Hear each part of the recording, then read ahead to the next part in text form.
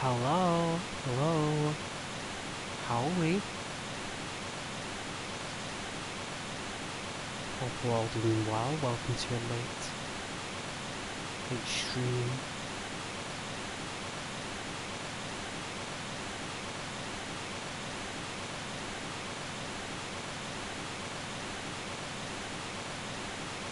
Hope you're all doing excellent.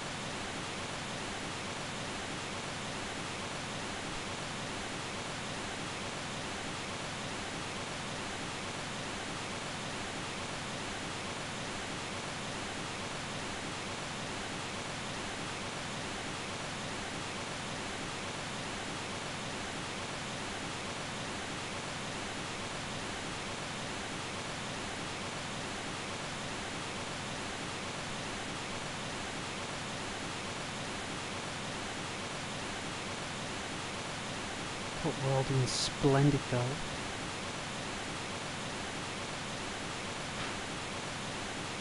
I wonder if anybody will watch.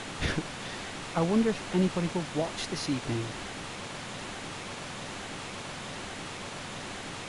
Me personally, maybe. Maybe, right?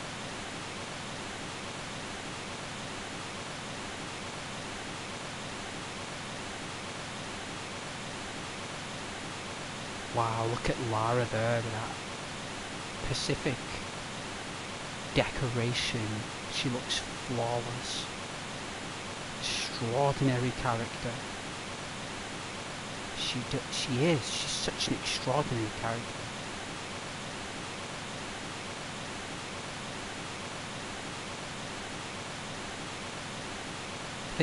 I think I could have a conversation with Lara if she existed. I'm sure there's a real life Lara Croft out there for all of us, you know? Like, there's no doubt about it. But, good evening, everybody. Whether you're watching now or later, God bless you. You mean the world to me watching. And I hope that your week has been lovely. Hope you're ready for some Tomb Raider. I think I know what I need to do. I did some researching in the PlayStation 1 magazine I got back in 1996. Sorry, 1998. When they were starting to fade out by then because the PS2 was coming out in a couple of years. So the magazines were starting to become a little bit frail. And then when Tomb Raider 3 come out with the new mansion and the new activities, it kind of rejuvenated the PlayStation. It did, rejuvenated it for another year. Because we got this, and we got Resident Evil 3, Nemesis, and we got Knockout Kings as well. Knockout Kings come out, which was a simulator boxing game, and that was very rare back then, having a punch out on PlayStation. It was so rare being able to play as Lennox Lewis and Evander Holyfield. They were quite extraordinary times.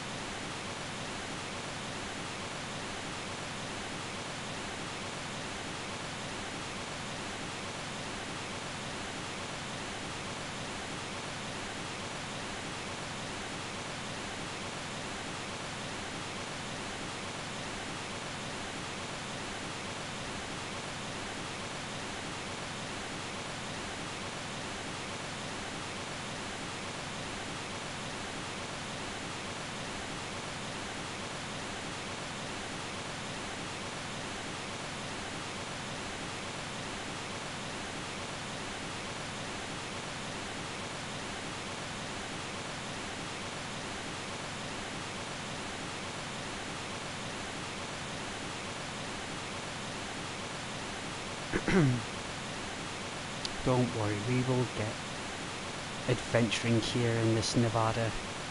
We will.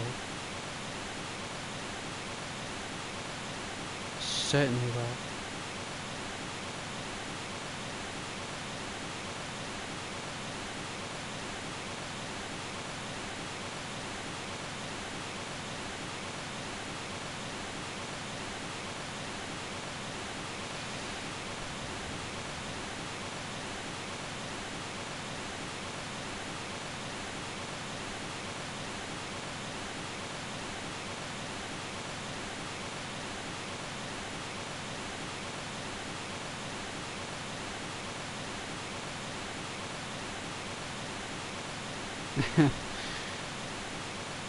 Wow, Asmongold, they've been making me laugh today on YouTube.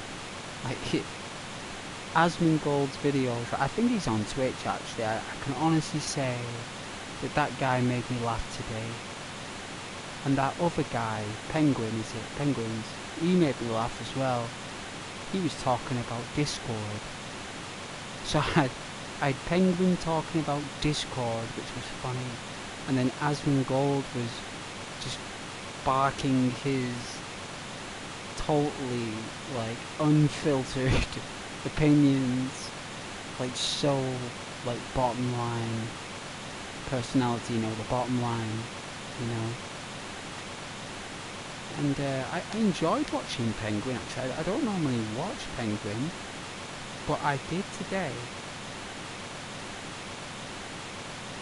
I'm not subscribed to Penguin, I should be, because it's a really cool YouTuber.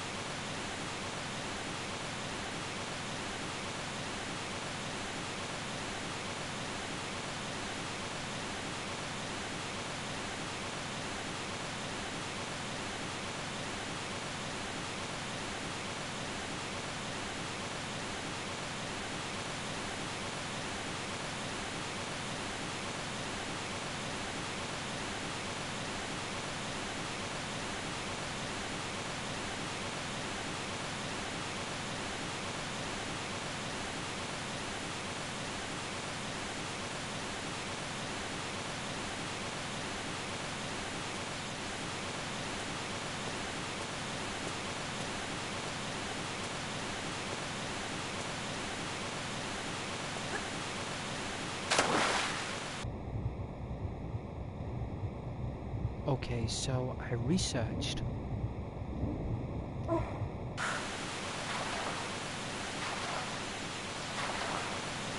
So apparently there's a switch.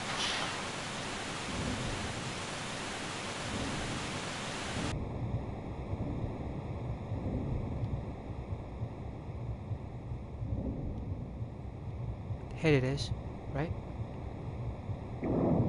There we go. Right, so there's one switch there, and then apparently there is another switch.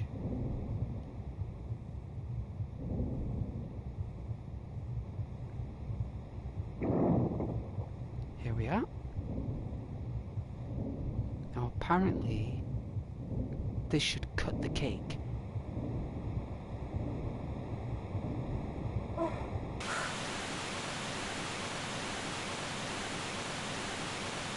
Oh, we did it! Wow, I did it! Oh man, first go as well.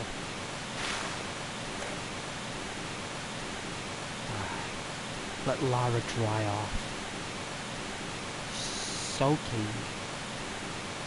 Alright, so it looks as though we've just found ourselves swimming down and up into that hydro dam.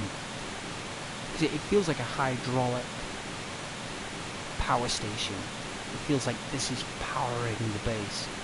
It's using the water flows. What do they call it? Oh, what's it called? Resistance? Yeah? It's resistance, right? So it uses the resistance of the water. Wow, look at the Lara rays. You see the Lara rays? That is really cool. It's really good that I mean, you might not be able to see it on stream at present. It might come in there a day later, but you can see the Lara rays.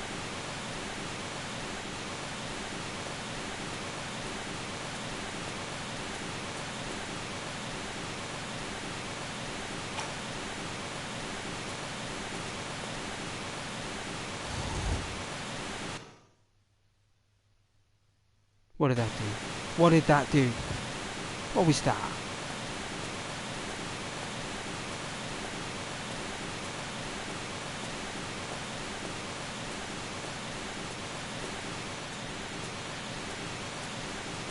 Oh!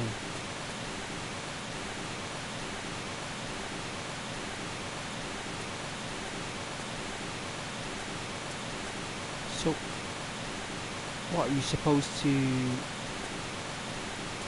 Oh, don't tell me I'm stuck again. No, don't tell me I'm stuck.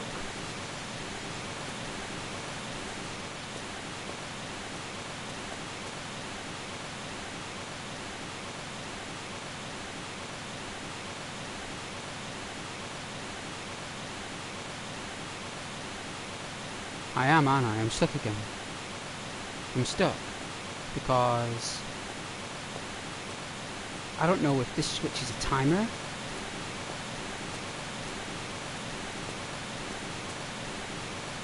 It's not. It's not a timer.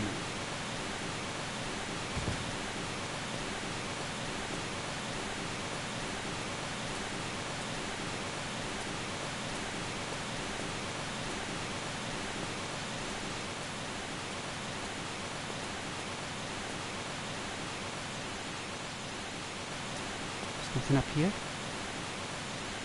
Oh, there's nothing there. Here we are. Let's save it. Oh dear, that's the original. There we go. Let's save. Let's get our passport. United Kingdom. I'm sure Lara's a citizen of England. Right. Here we are. That's load. You don't want to do that. Here we are. Nevada. A stamp in our passport there. I'm sure Mr. Trump won't mind Lara booking a trip to America and getting into the Nevada secret base. I'm sure he won't mind. Alright, so something's happened here. I've pressed something, something's changed, and I don't know what it is. I'm gonna have to go down and have a look.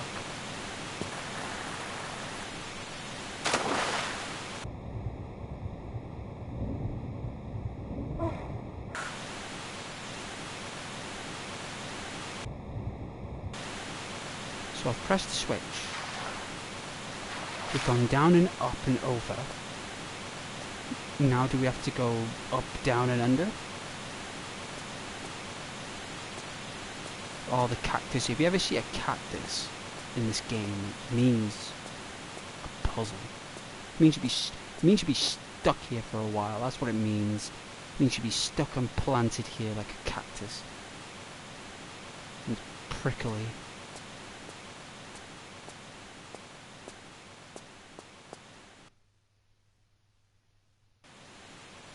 Hang on a moment, there's no water. There was water here before. Is that what happened? It took away the water?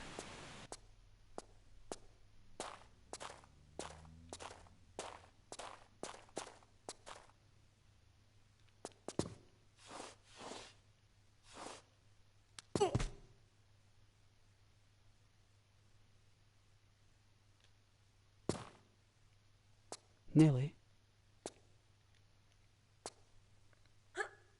Alright, let's climb up.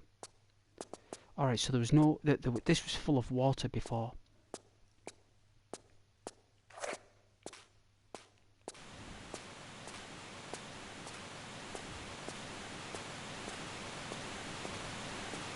Who goes there? Such an ominous cave. Ah, medical. This is the original burn, by the way. There's no updates to this.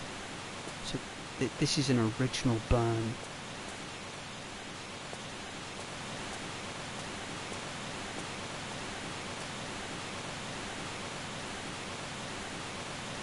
Alright, so it looks as though... What, is that a secret up there? Is that a medical pack?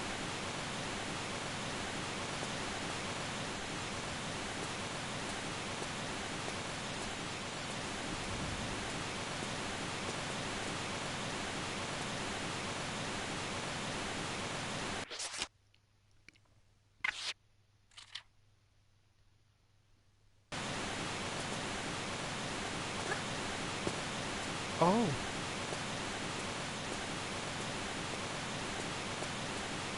Yes, please.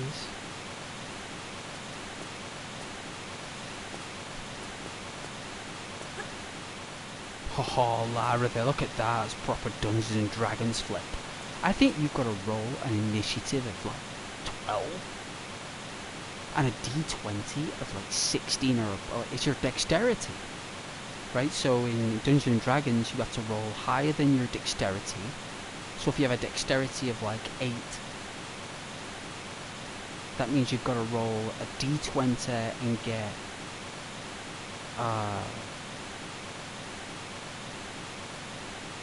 8 or above. No, 8 or below, isn't it? And then you have to, after you've hit an 8 on the d20, you then have to roll an initiative of, depending on your, what's it called, like your armor class? Because your armor class declines your initiative in Dungeons and Dragons. So I think Lara has a dexterity of about 16. And her initiative must be at least... Because you've got to roll below your initiative, haven't you? So she must have an initiative of at least like 11. Maybe even 14. It's just her strength of combat is probably a bit low. But her grip, her dexterous maneuvers are definitely worthy of a high score.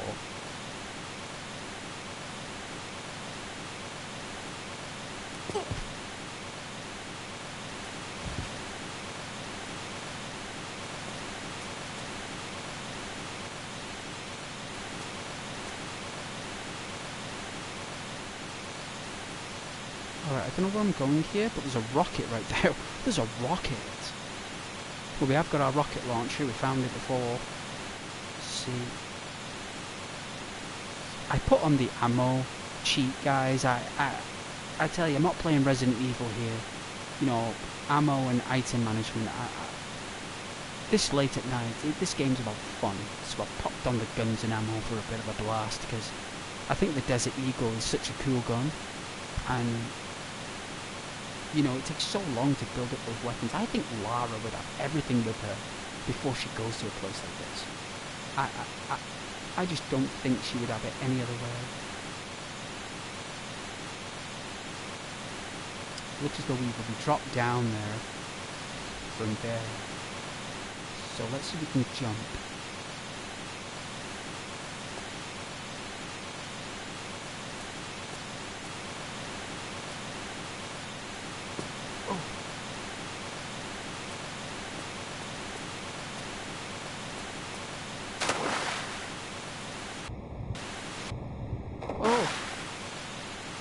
Oh, he's supposed to go left.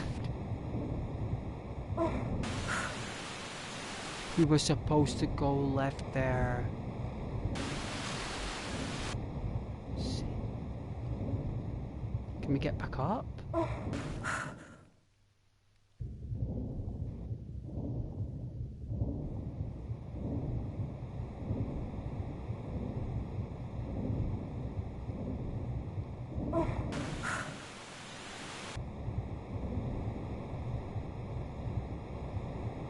Oh my goodness, we're snookered.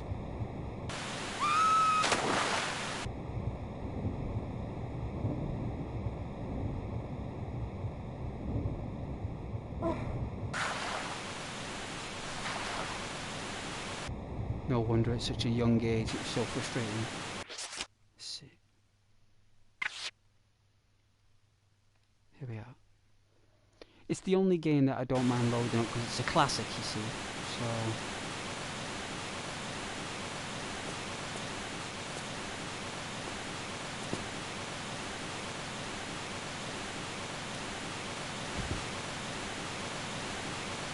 Alright, there is something I'm supposed to do around here, so...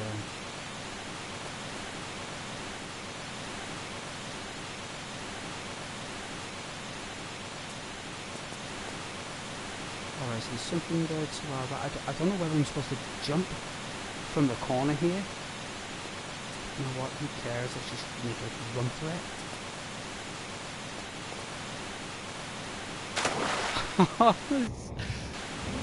No! No, I gotta try. Let's get up there. Come on. Oh, jeez. There's something I've definitely missed. There has to be.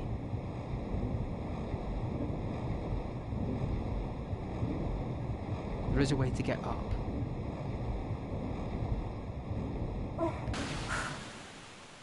Lara Croft.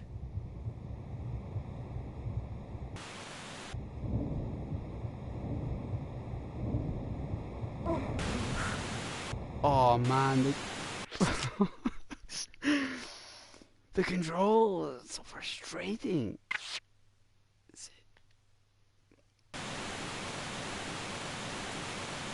Oh man, the amount of times to load this up.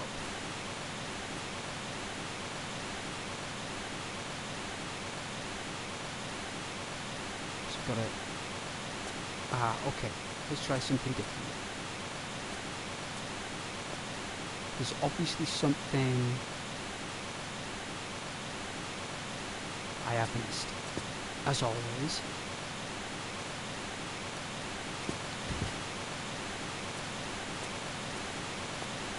If anyone knows what I need to do, please let me know, because... But I do understand you guys like to watch your streamers struggle, don't you, and build it up, you know? I can understand. I totally understand. Me too. What about here? Okay. Thank goodness. Alright, do we need to go on this platform here? I don't know if I'll reach it, but we're going to try. So, do you think a run-up is necessary?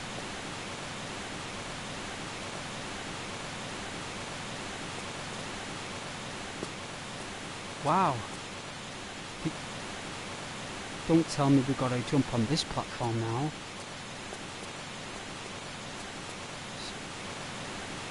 Alright, do you think that's too slopey? Do you think we'll slide?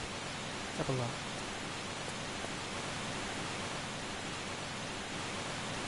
About there? Let's try. Oh my goodness! So we're right back where we started, only this time we're on that place where we came down. So basically, I'm supposed to do something here, so is there something on the opposite side?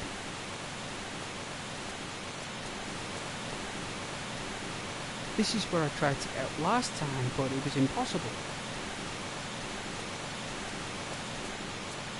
Alright. Now that I know it's here, I think the purpose of going down there is to get the rocket and the medkit. Ooh.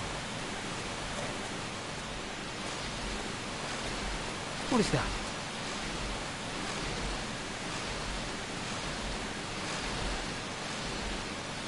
What is that sound?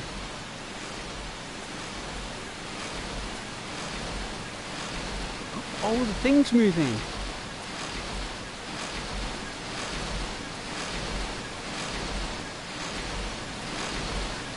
It's gonna get a bit dark here, okay?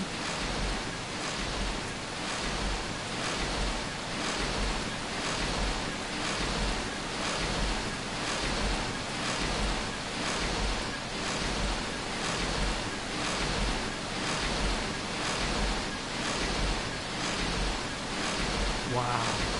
What's that called now? Mighty machinery, we used to call it.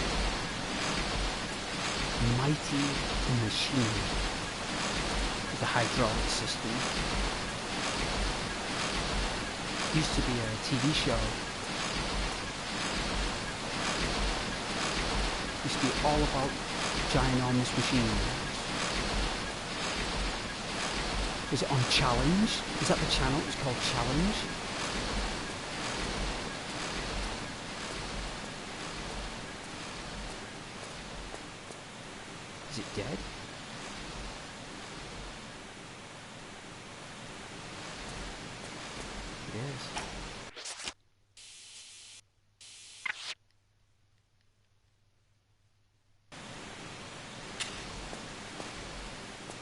There's got to be something here.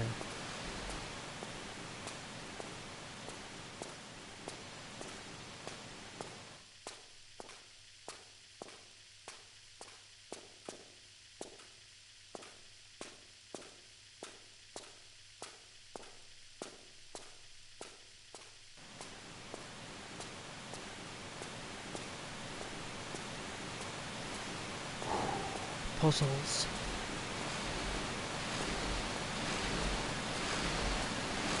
Maybe it's over here. Hang on a moment. You were not here before. This door. This wasn't here.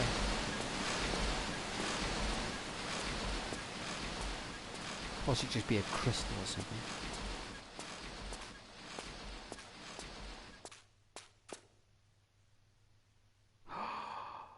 The switch we pressed in the hydro dam when we swam down and up. I think this is what it meant.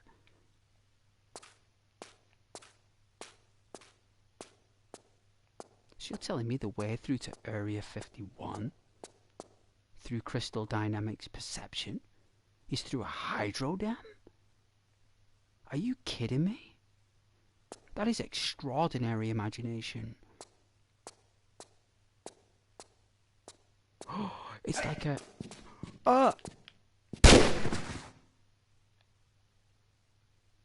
Who was that?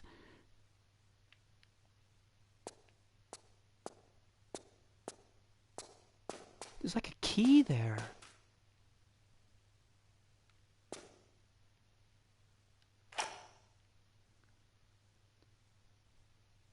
What is that jacket he's wearing?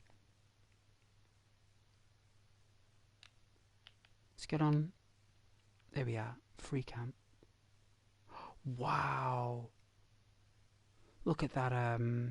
What was he called now? The guy, Nicolas Cage.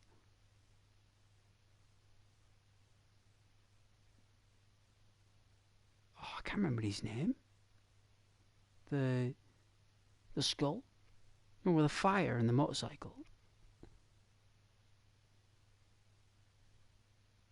I know him. Like, I can't believe I can't remember his name. I know it's Johnny Blaze. Maybe that's what I'm confused with. He's called Johnny Blaze. It'll come to me. I really love those films, you know. Knight Rider. That's the one. Knight Rider, that's what it's called. So what do we have here? We have some kind of weight. Is this what programs the elevation of the water, maybe? That is very smart. Who's the person who invented that? Okay, so what's this? There's a hand with a motorcycle glove. Oh, it's a handle for trinitrotoluenate. Is that... Don't tell me I've got to go all the way back up to that place where the thing is with the boulder. Oh my god, like what? Okay. Let's do this. Alright, so there's obviously no way... any shortcut here.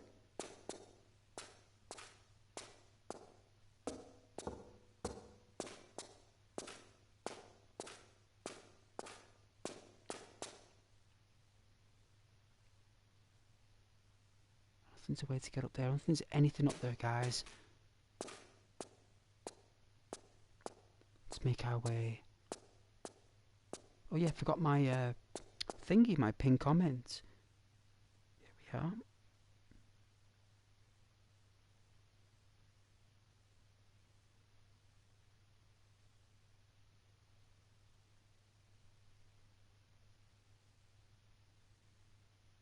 Here we are.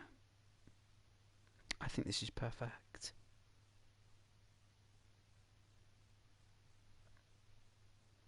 There we go, a lovely comment will come up for you guys.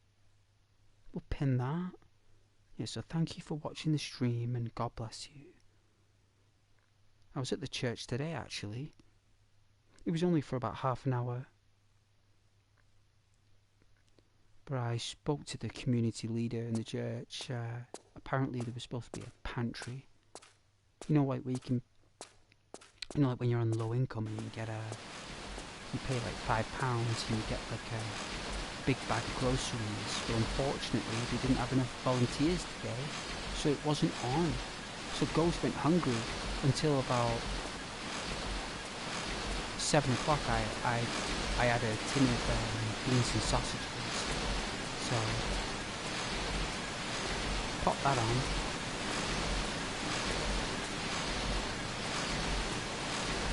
Had that for lunch or for dinner. I was fine after that. I've been drinking green tea.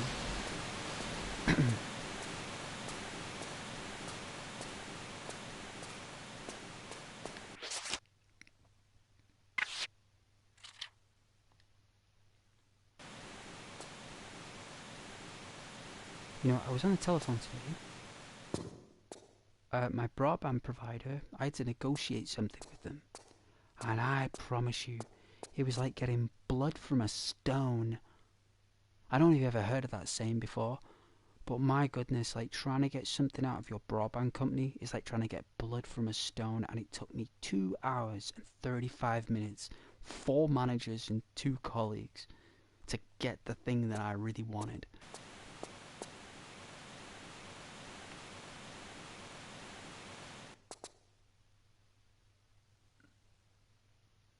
Okay. Oh dear, wrong button. No, wrong button.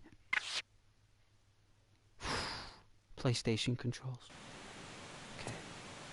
Yeah, it took me that long, and then I had to phone my utility company, which was your energy company. I had to phone them.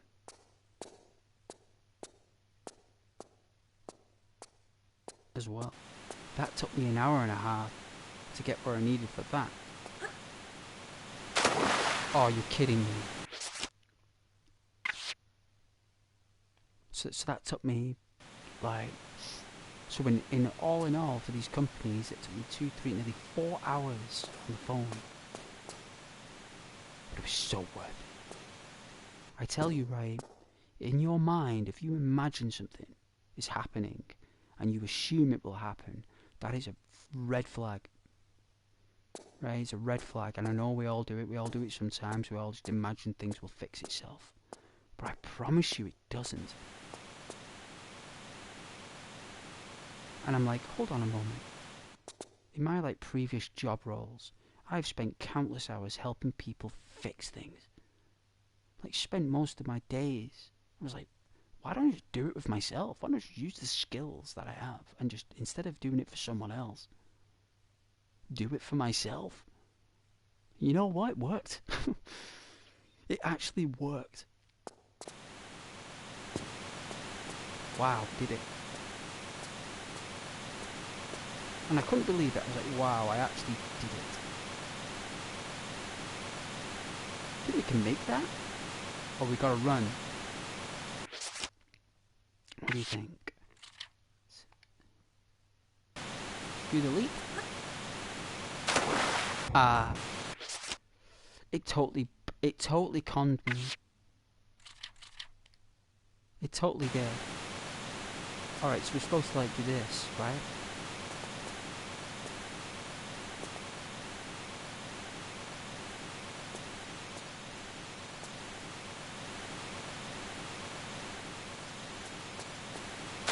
Oh, Lara?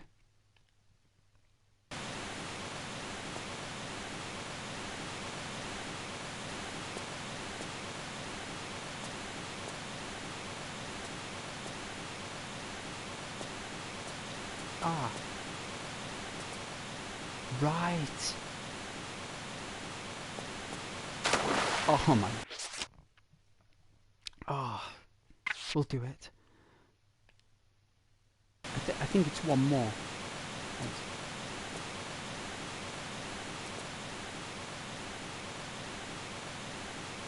What, one more? My goodness. Right. Is that too slopey?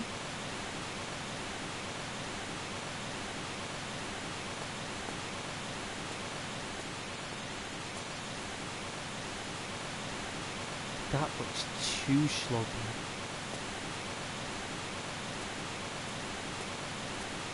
I don't think I can make that, you know?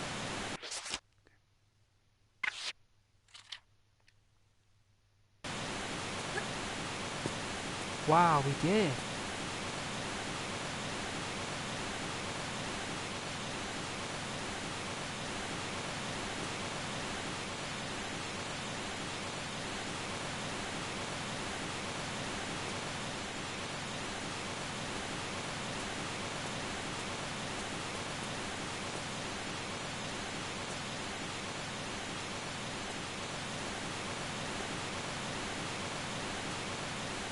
It's just high enough for us to...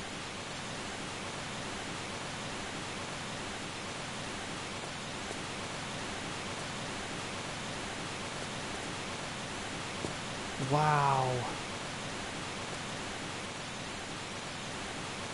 Oh. Oh, you can see Nevada, look. Was it like in the old days? Wow.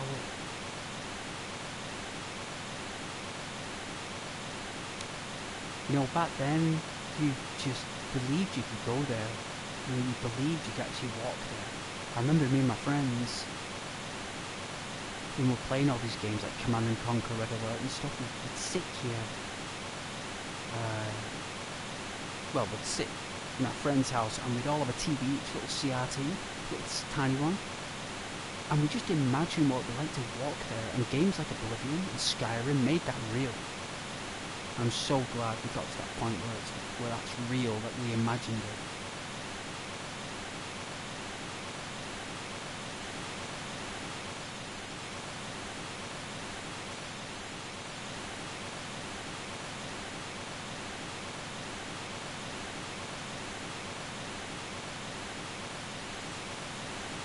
So what do you think? Do you think that we'll slide down this thing? I think we will. I don't think it looks stable.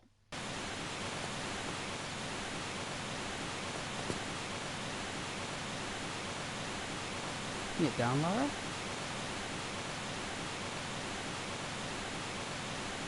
Well, you can't get down on slopes. It's a shame. Right, I don't think we will clear it. I think we'll slide down it.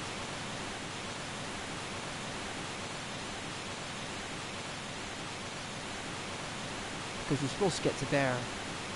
So how do I get there? Don't tell me we gotta...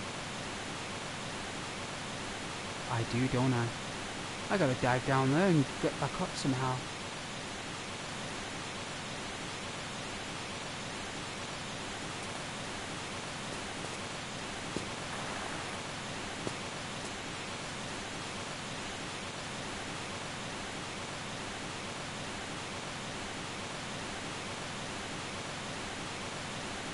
Well, she can't rock climb yet.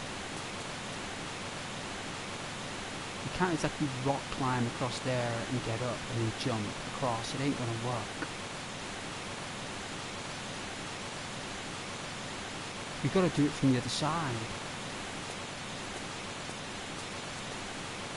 Don't we? We do. We do have to do it from the other side. There's no other way for it.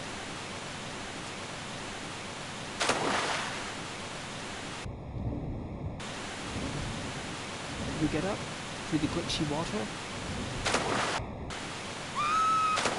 No, we can't. There we are. So we got to do a runner. Okay.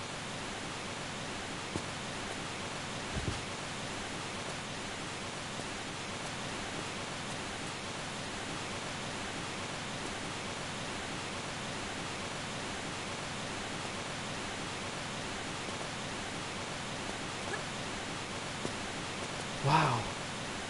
Okay, so now we've got to... Okay, so what we'll do is we're going to run and we're going to see if we can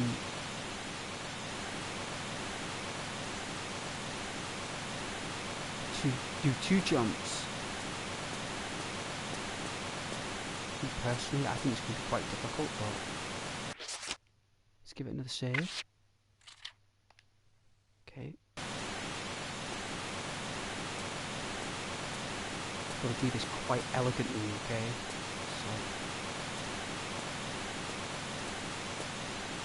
what do you say about there? Ooh! Oh man, I think I did it. I think that's what you're supposed to do. Like, I think.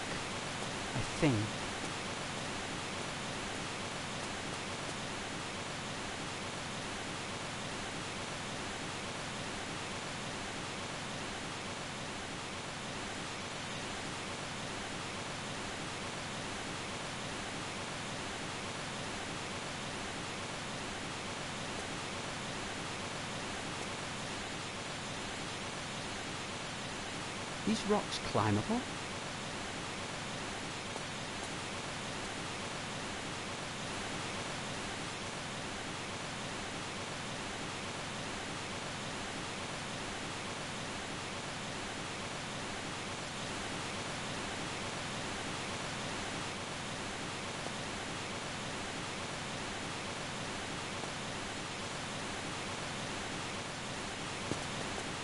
Oh my! She couldn't even grab hold of it, guys.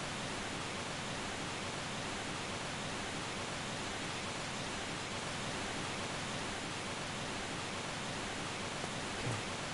I think I'm on the right path, alright? I think I am. I think it's more positive than what I think.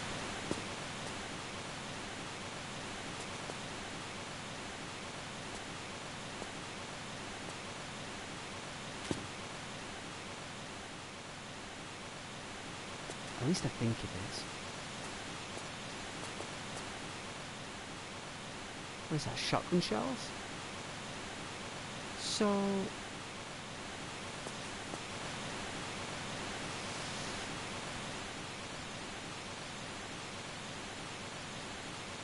these rocks look climbable. See the different textures? Like you can climb up them? Look, you see that?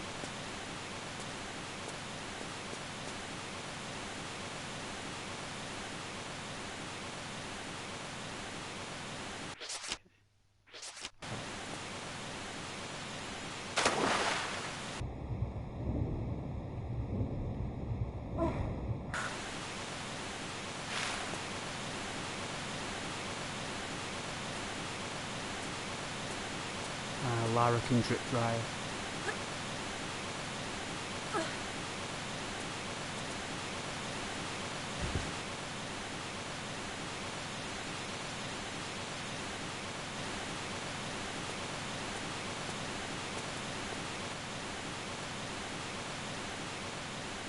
I don't think you can make that.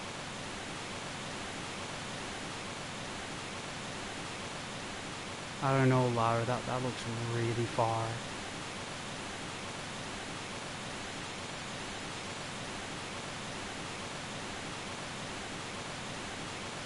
I think I've got to go further back.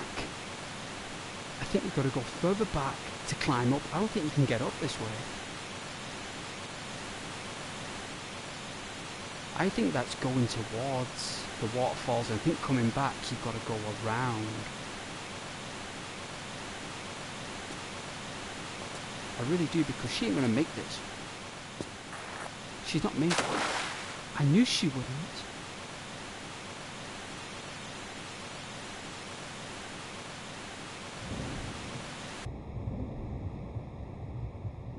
Let's take it easy.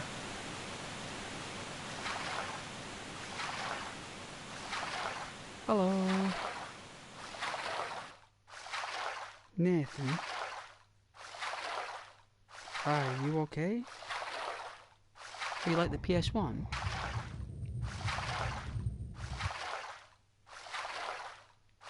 It's the PS1. This is a PlayStation 4, I believe. Yeah, PlayStation 4.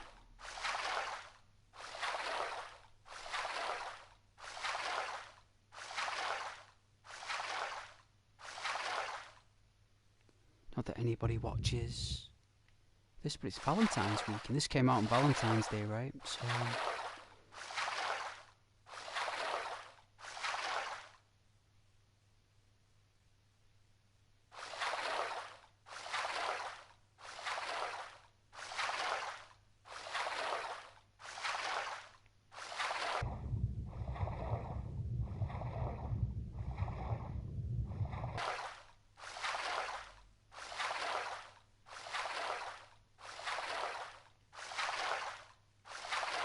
if only we had Spider Lara.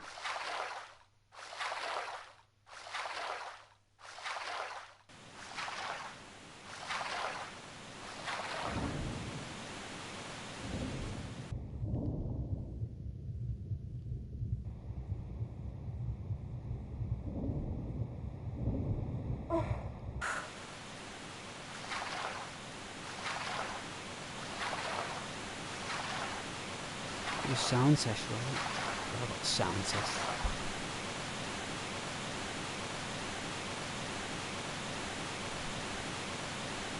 It's fine.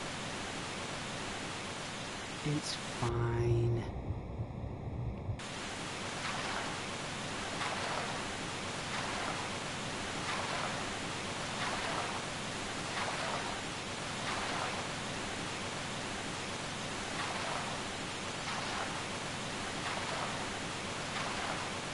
Telling me this is the only break I got. Just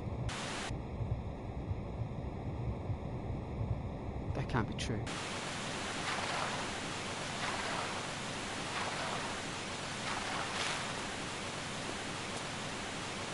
Considering we were all the way up there to start with, and I jumped through, and then we skipped down the platform.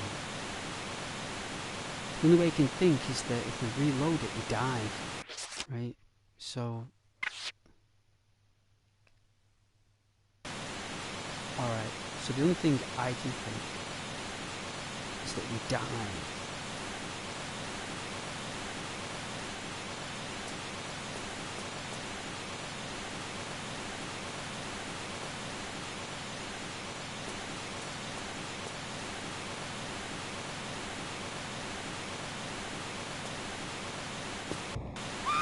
Oh! Nearly though, right? Like, that went far off. That was not far off.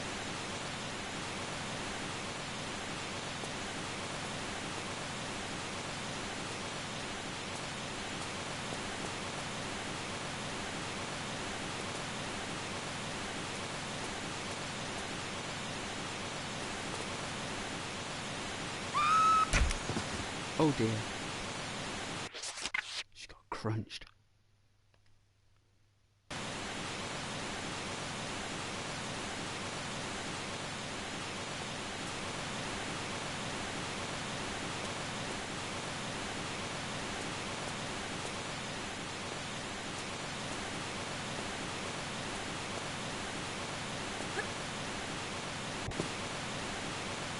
It did the same thing.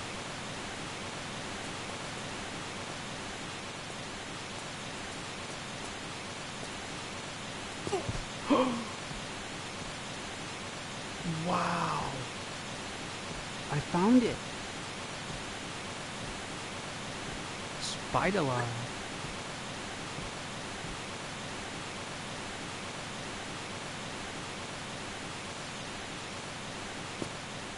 Oh, wow. That's what you do.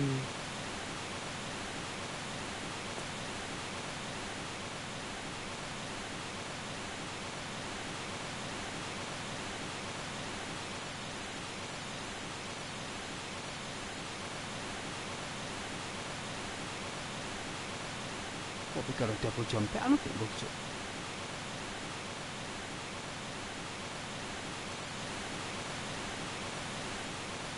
Get a sneaky view on here. Get a sneaky view. Think we'll make it?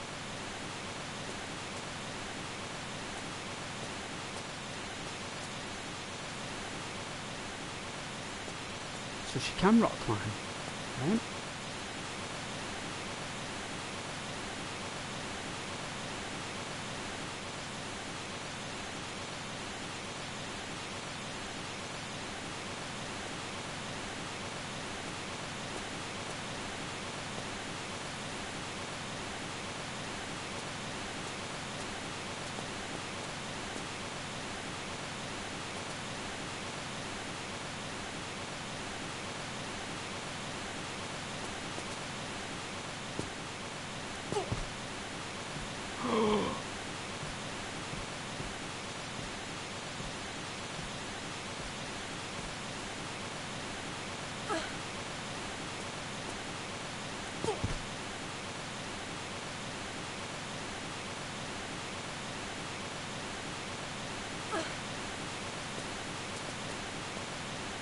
We've got this.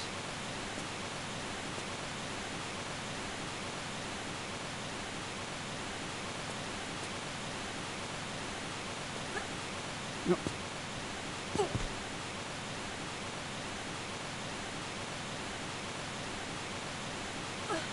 I do remember years ago, this took my friend probably about 6 years to complete this game. I think it was the first one actually.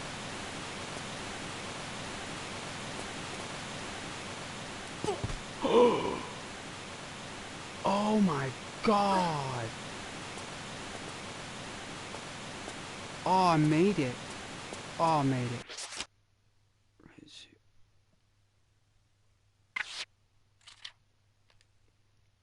Oh, that is so good. Alright then, now that we have our little tool,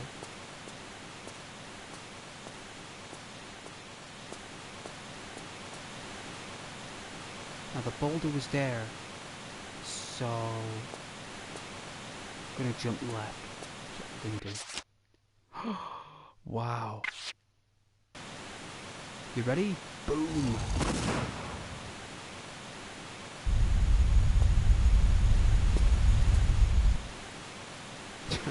Now that's a Resident Evil 1 boulder right there, wasn't it?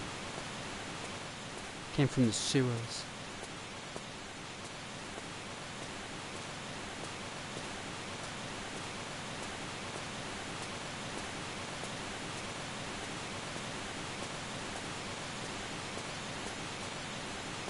This would be.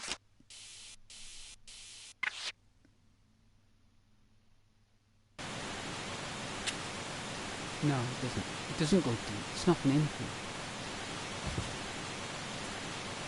Nothing but sadness and sorrow.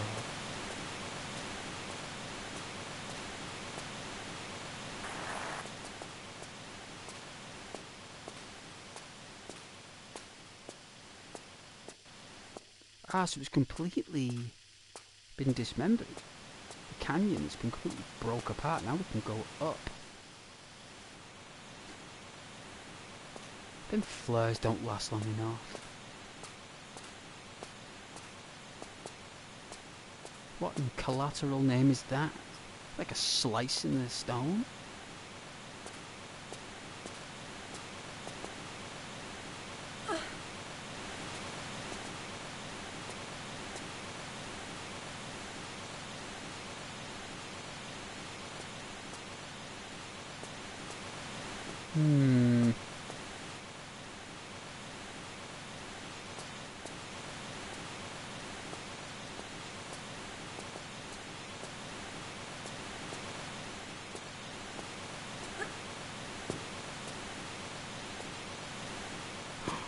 Oh dear. Pixel chaos. Oh, that's where you jump up. I get it. Alright, so there should be...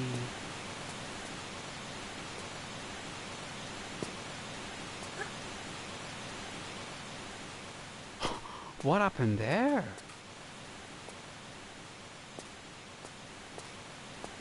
Lara. Is the other side? Ah, it does look like the other side. Okay.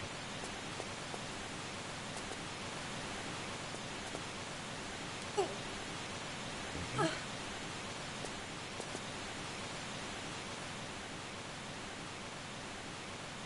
Wow, Lara up close like that's pretty cool.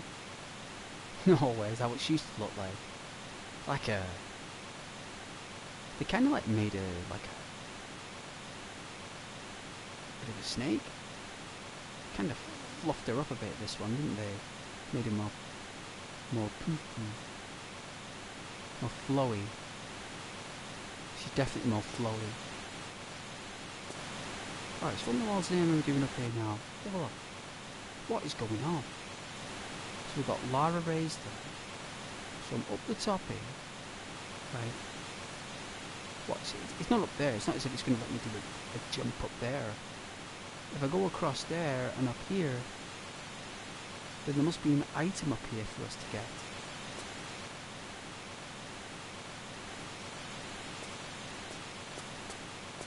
Is there? dear. That was an epic fail.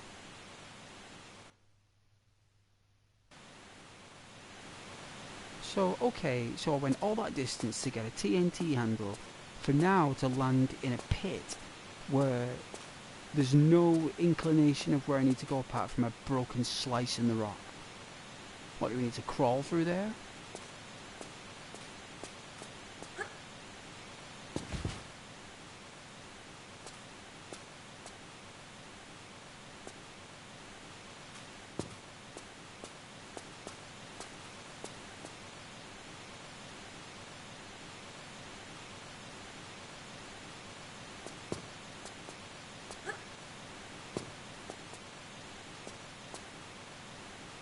So she can't slither through the rocks, right? Not glitching there, please.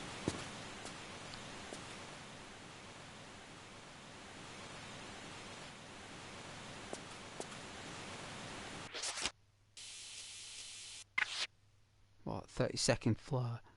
That'd be great.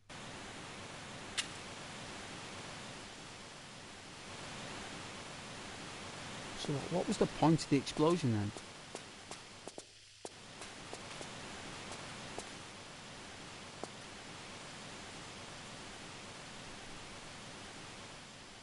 The only way is up.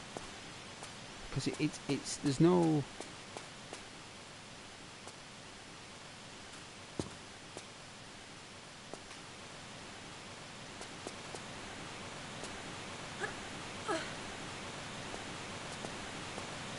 There's definitely something I've got to get up here.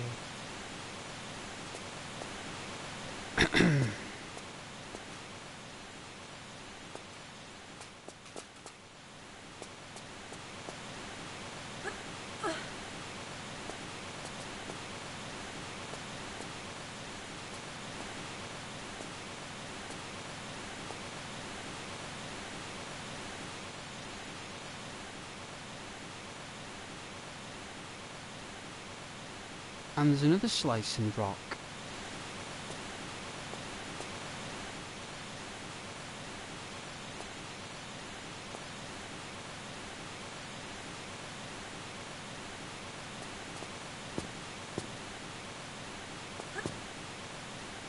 It's glitched.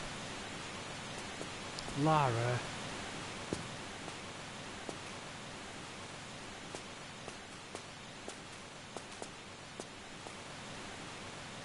I can see that they didn't want to take away the element of Lara and the classic Tomb Raider, but they could have really done something with these controls, you know. They could have really done something with the mechanics of the grip of the ledges. They could have done something a bit more majestic. Proper lazy. And they knew they were lazy, that's why they probably brought out an update.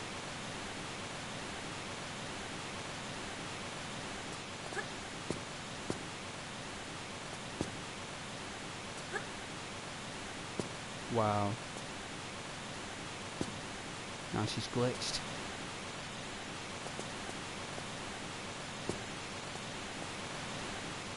Alright.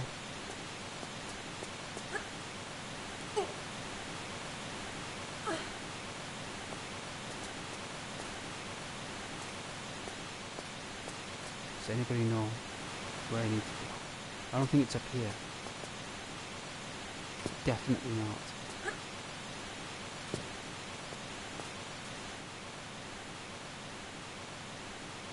And I can't go on there, so I... What, do I jump on there?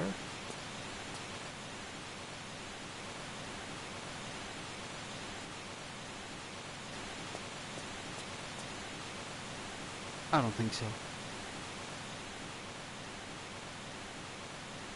And then we got to jump up the top. Do you think... I don't know, it doesn't feel right. Oh my god. What, is that a glitch? Was I not supposed to make it? Should we save it?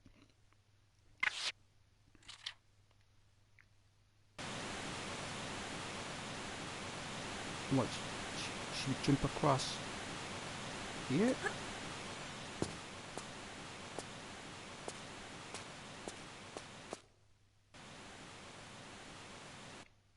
What did I do here? I couldn't have done.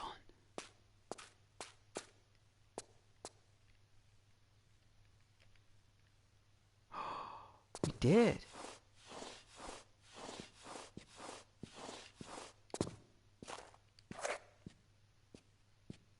Who's that?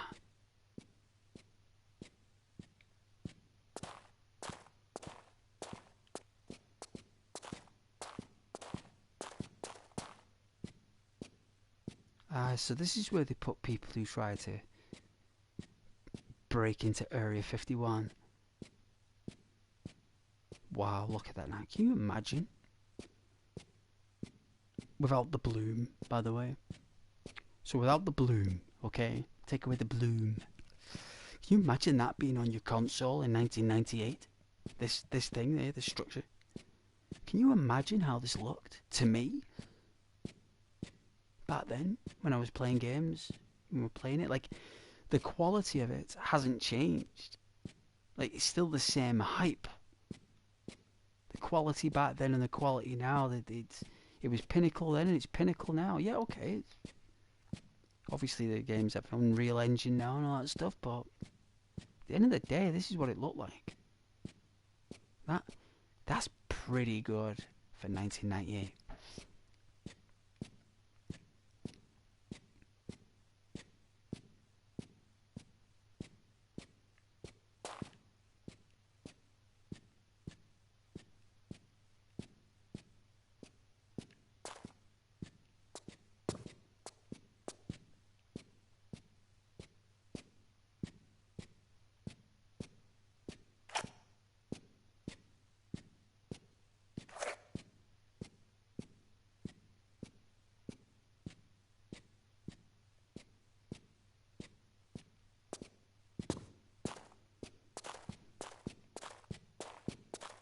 You guys okay?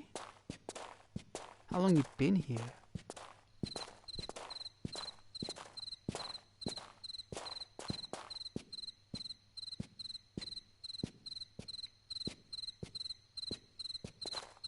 It's getting darker.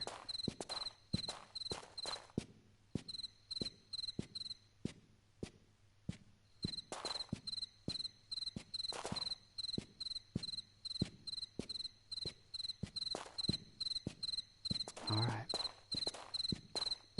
Easy does it.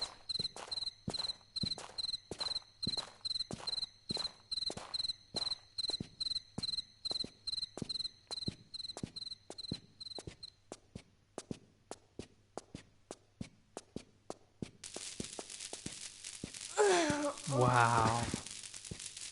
Oh. An electric fence. So that's why they can't get out.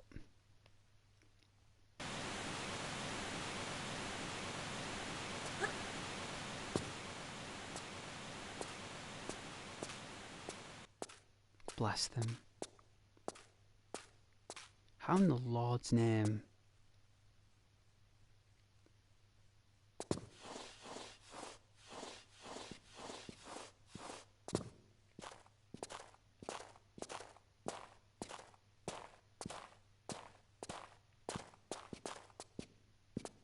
Audience on YouTube is about as loyal as a lizard, aren't they? Like, totally, like, as loyal as a lizard.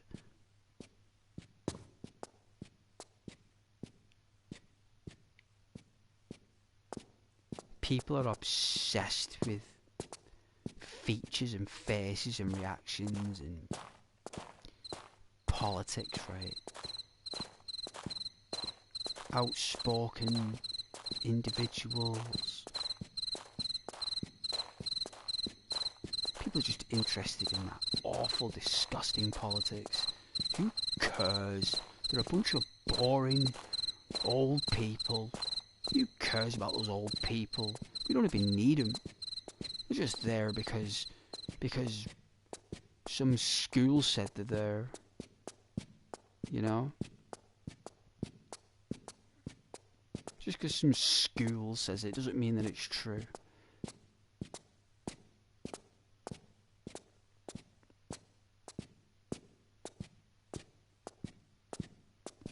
the Americans won into British Parliament anyway. And I tell you something, right? I'll be honest with you. If you want politics, I'll give you never mind all this wish-washing polycock. You know whatever you want to call it, but I tell you something. That's the plan. If you want to know what's going to happen, is basically they want to introduce like more of an American theme in UK politics, especially when they're going to be putting money into it. I tell you, what's his name? I don't know if it's the Senate or Congress. I don't know who it is. Right, I don't know who it is, but there are a bunch of people who sit up on a podium and they speak to people who are sat down on a table and they're just below them, a few platforms below. And people have to go there and explain why they're doing things. You know, in America and stuff. Like, you've got to sit there and explain yourself to the executives of the country. They want to know why you're selling your company. They want to know who you're selling it to. They want to know why. They want to know how much. And they want to know what data you have. That's what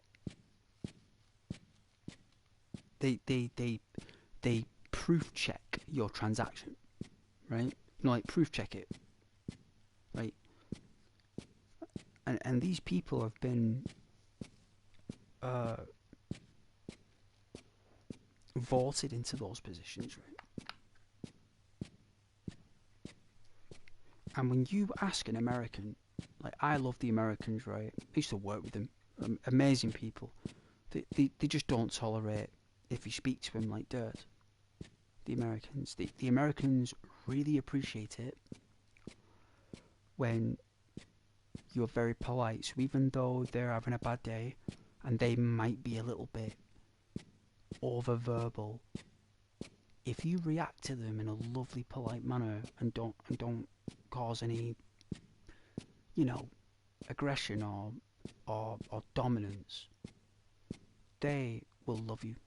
Because Americans can't stand cheek.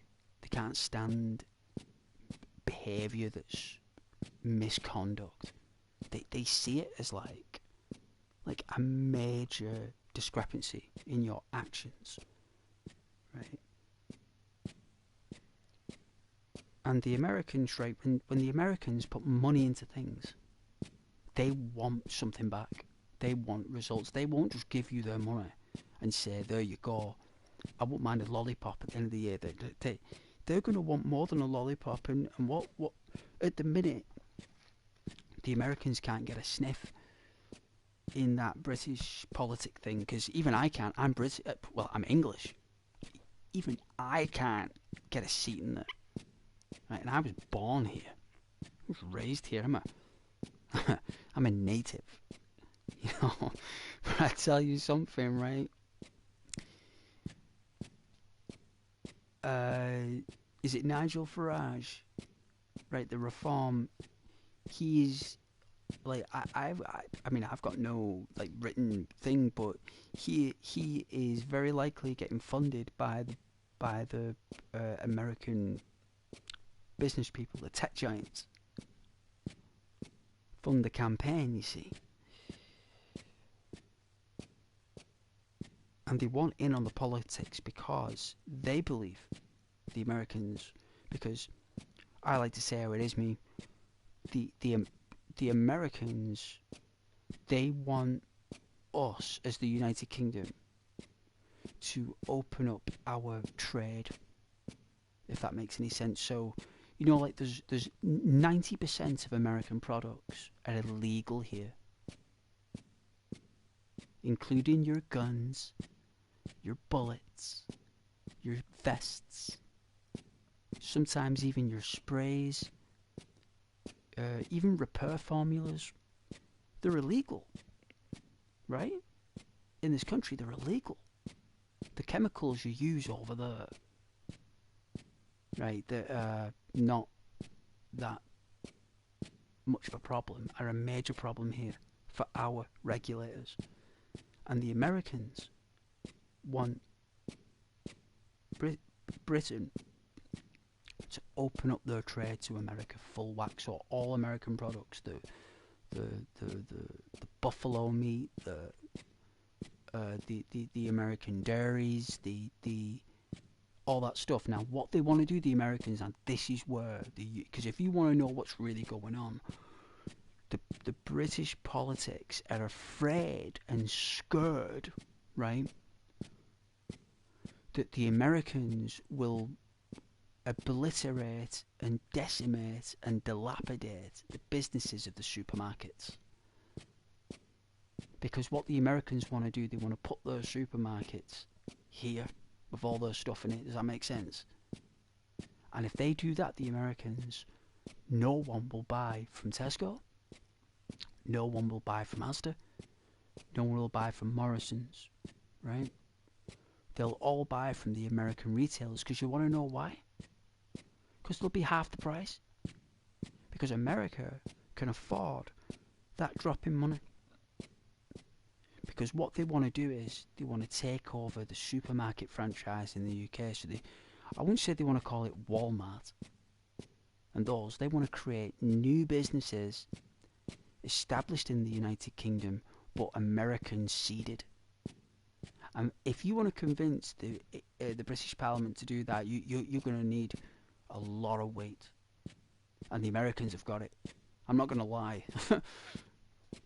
That's why I explained that Americans have always been lovely and kind to me, because I've always been very lovely and sweet back, you know what I mean?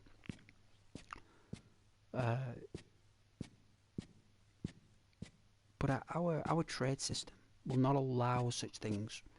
So the Americans want to basically turn the United Kingdom into an American surplus. Does that make sense?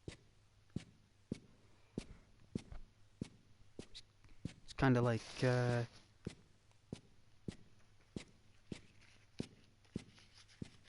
I'm just taking a break, by the way.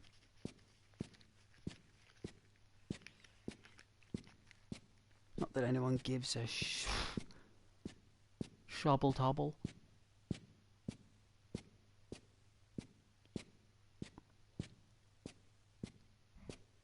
But I know what they're after. And I don't mind me, as long as I can get a plate of food at dinner meat for a quarter of the price, I don't really care, as long as it's safe. But very likely, you know, the British politicians and stuff don't really approve or appreciate a lot of the food that is used in America. You know, they don't approve of it.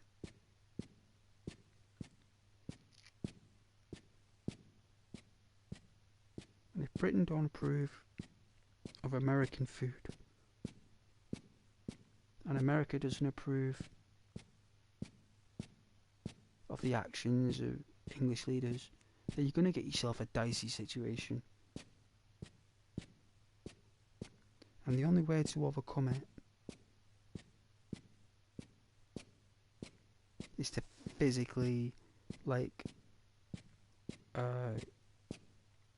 come over to the country a lot and negotiate those trades. No one's going to listen over here to the Americans, not until someone in power will. And Nigel Farage has very strong connections with America and the tech giants.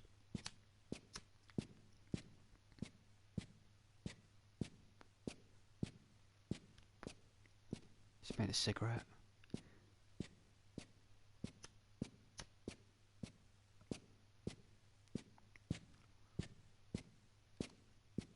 I know politics. See, Goss knows. You don't need to watch a channel that's got 100 million views on flaming whatever. You just need to know the common basic sense. It's about trade, money, products and power.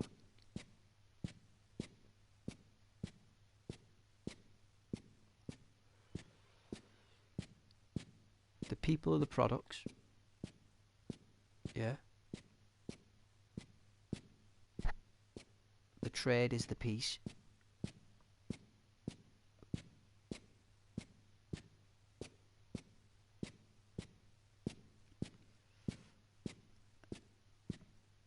You know, because America don't want to break peace with the United Kingdom, because America, the United States of America, love the United Kingdom. They love England, right? Like, more than probably their own country. You know, in the back of the mind, I'm not saying in their heart, but in their mind, in the back of the mind, they probably do love the UK more than their own country. Because the UK is something that is majestic to them. And what's happened to the UK lately is that it's gone a little bit like, you know, when the bicycle chain comes off the cogs. It's done that basically. Our chains come off our cog. I put the chain back on and oil it again.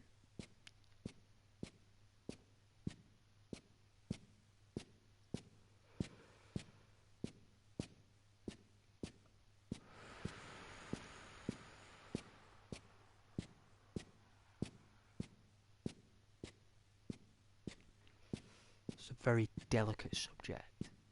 That's why I always explain, for fun reasons, you know? For fun. Not supposed to be taken too directly. But it's true, nonetheless.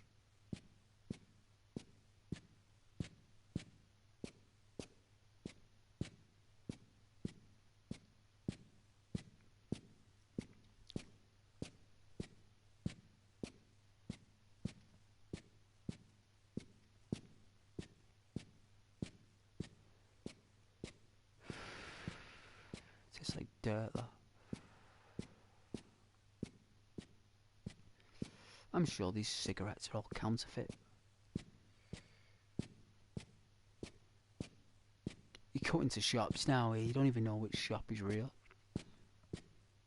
You don't know.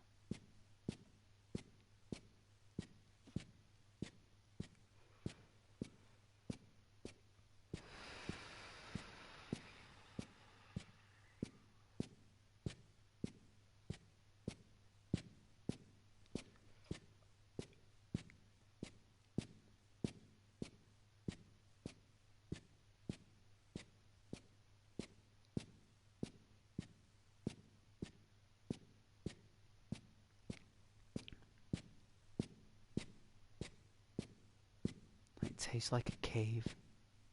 This cigarette literally tastes like a cave. I don't know if you guys have ever tasted a cave, but this cigarette tastes like one. That's how bad they're getting. I remember smoking a good old red roast. You know, the taste was just phenomenal. Now it just tastes like a cave. I think you got to pay like £20 for like 20 Marlboro Gold to get a decent smoke these days. And even they burn down quickly.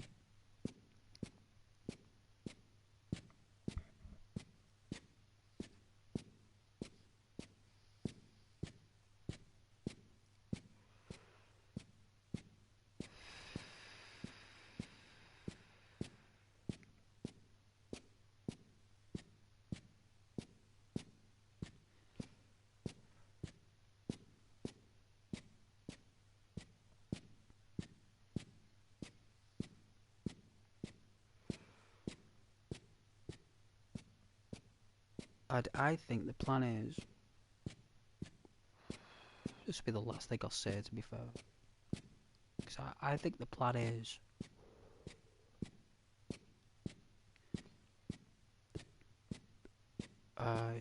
in World War II, Winston Churchill, right, leased 3 islands to America. Right, the lease ends in 2039? Yeah, sure it is. Right, so I don't know the name of the islands, right, but Winston Churchill leased 3 islands that America used as military outposts, right? and we leased America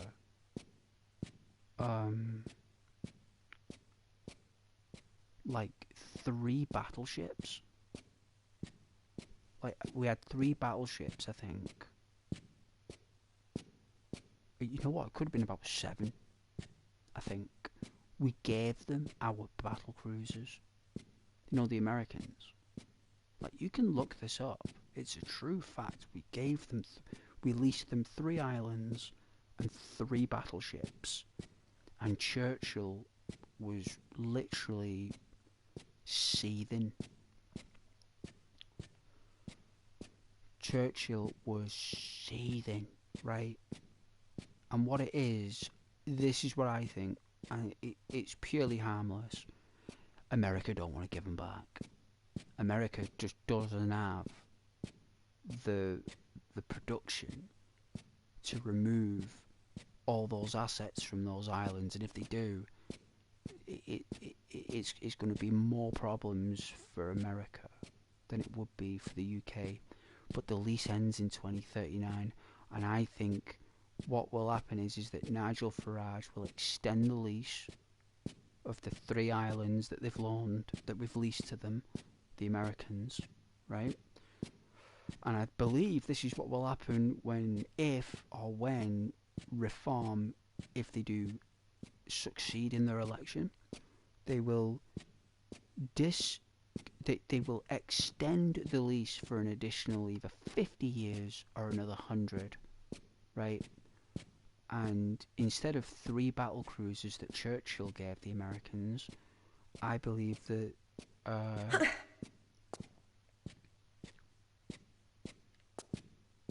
we'll loan them our tech IT engineers instead to, help with their internet protection, because that will be coming very soon to the United States,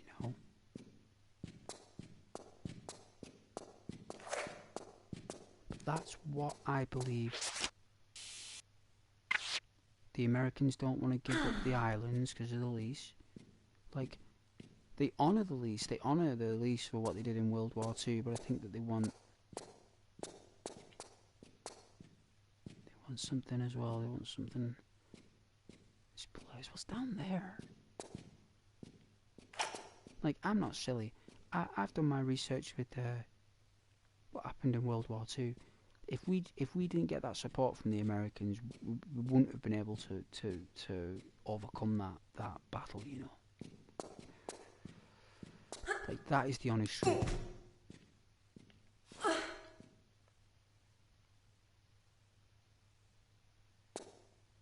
Wow, he's right, Lara. Very elegant.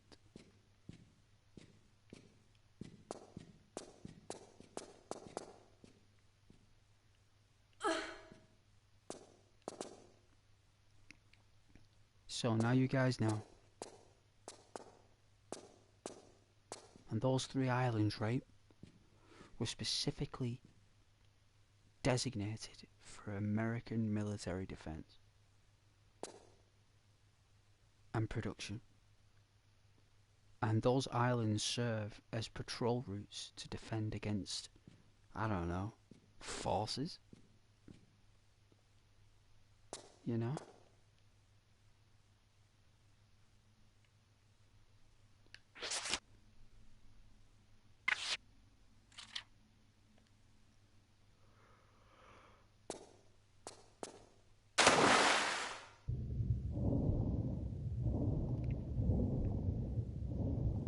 Oh dear. Where are we going here?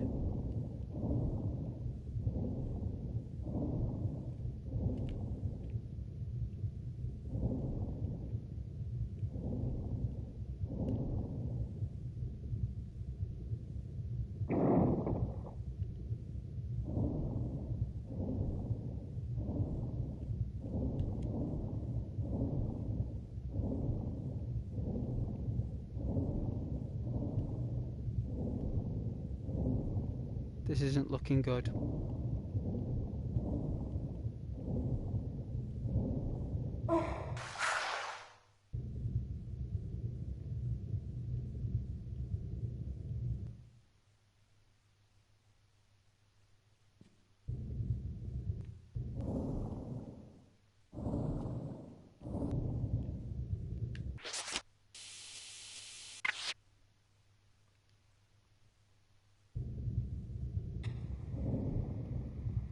I can't really blame the United States actually if we want to keep hold of him like it. Can it make sense? Oh, there's another switch there. See, that's why I lit the flare.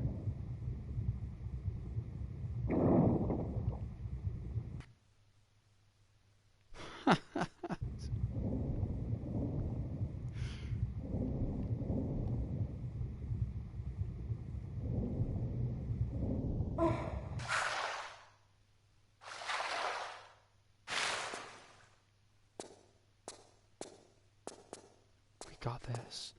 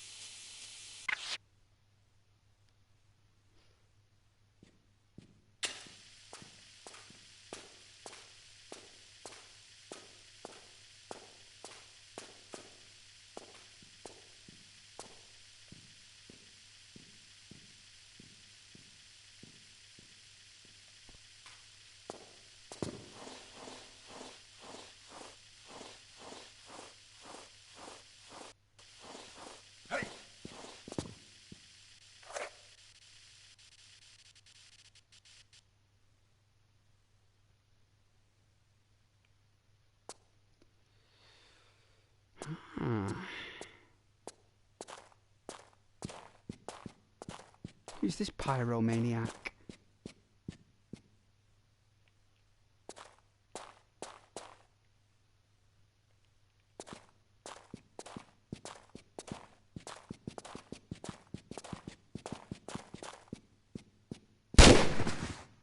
Freeze!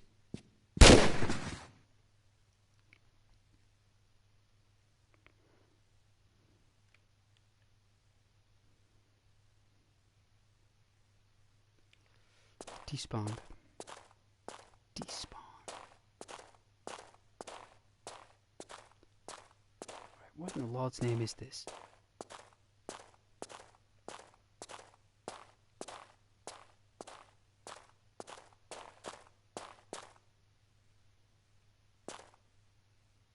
Where am I going?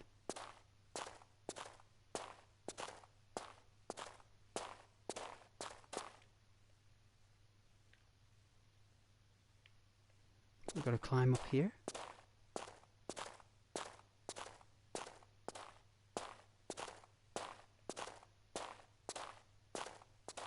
That can't be what it is.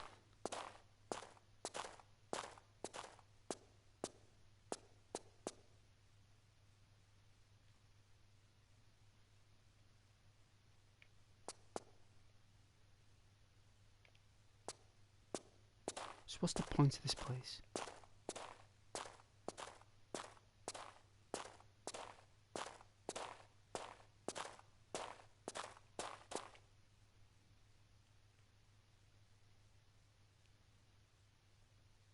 What, nothing? Is there no point of it?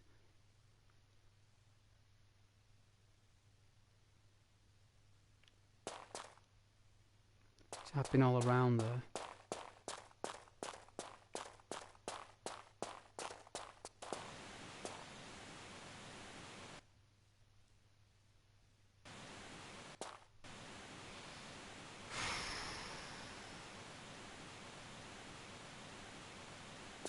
Totally confused.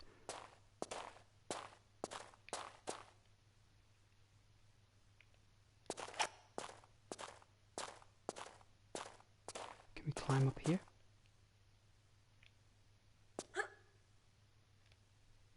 Ah.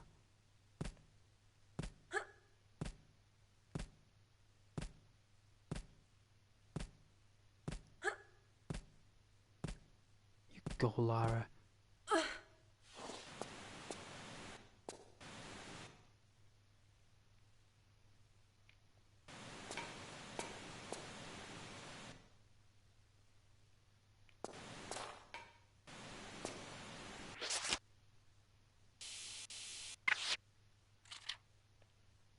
Save that.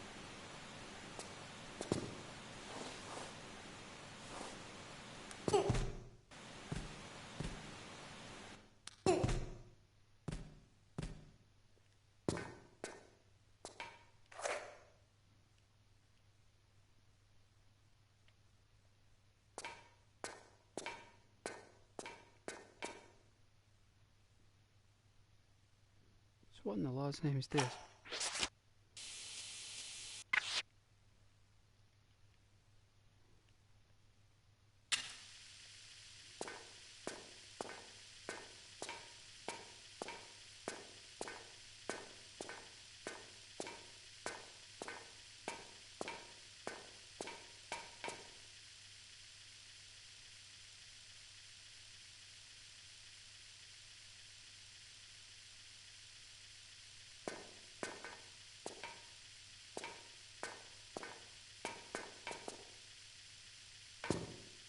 You can't jump up there.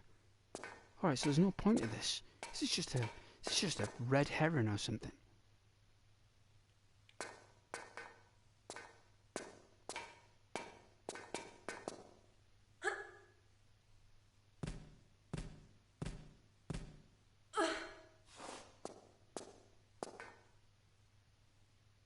There's nothing up there anyway.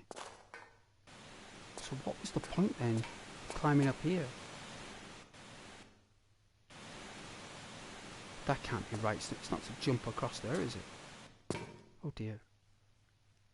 It can't be to jump across there, is it? This here is. What are you doing, Lara?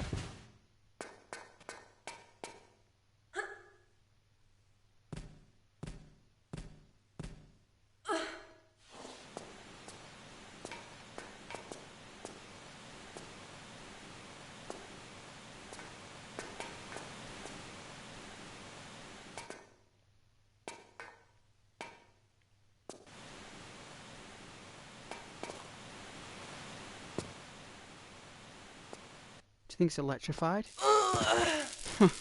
It's... Oh, we're not getting across there, are we?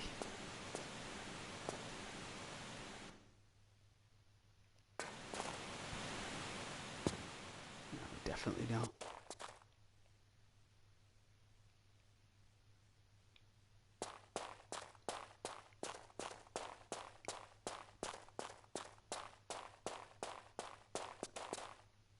This is meaningful in another sense.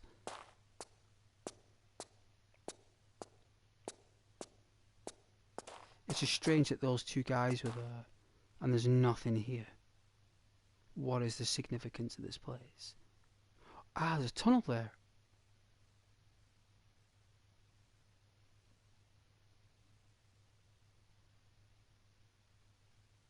Do you think...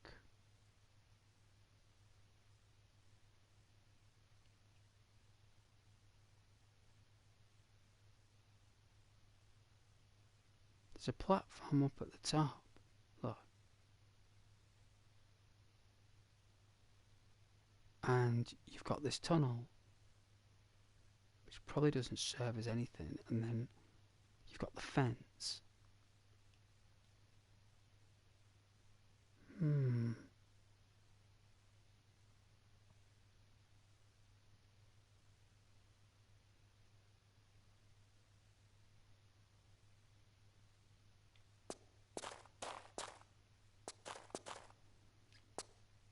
Let's try this switch again.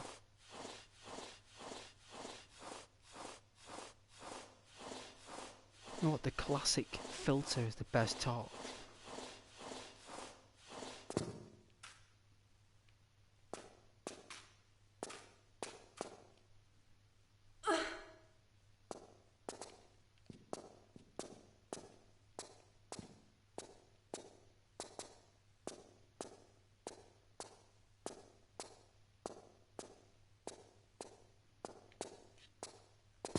think we need to press a switch and then run.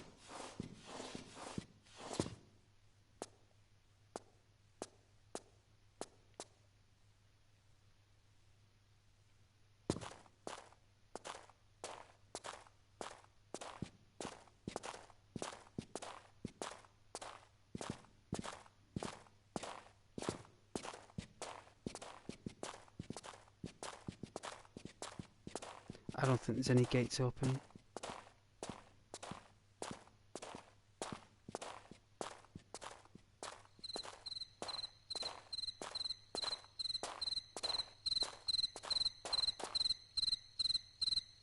Wow, ambience.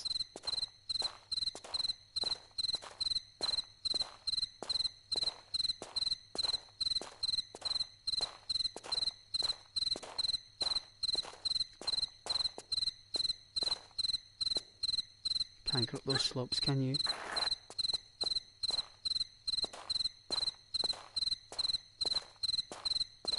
Shame we're not Spider-Man. It's such a shame. Alright, so from what we can tell then,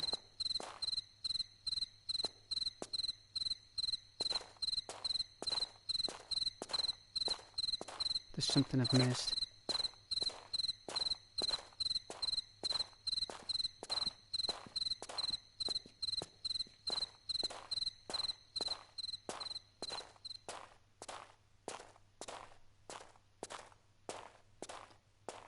I had to turn the music off, alright? Because it's copyright. The music, so I'm unable to play it. It flags up. Like they use, like Crystal Dynamics, whoever made it, they use music that is owned by proper people. It's not like just some random YouTuber that does the music. Like, I'm talking a serious composer.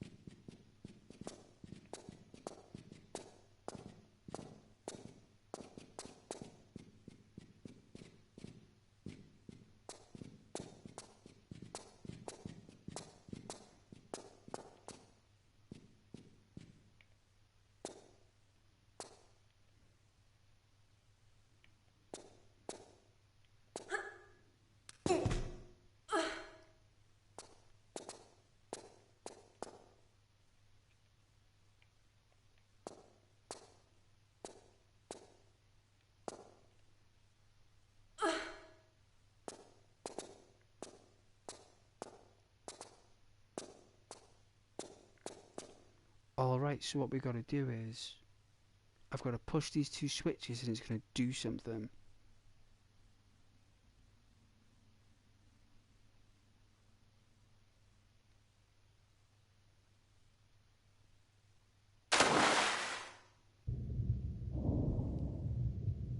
Apparently there's a switch down here.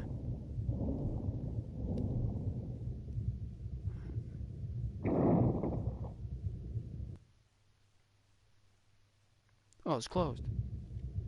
Ah!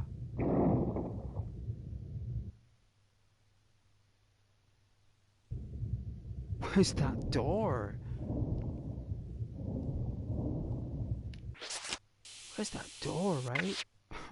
I've not a clue.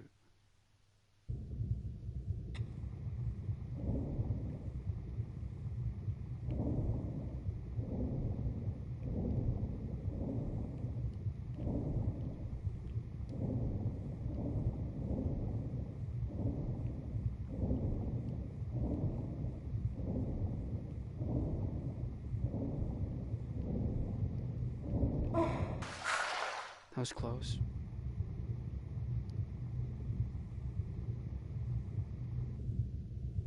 So where would that little thingy be?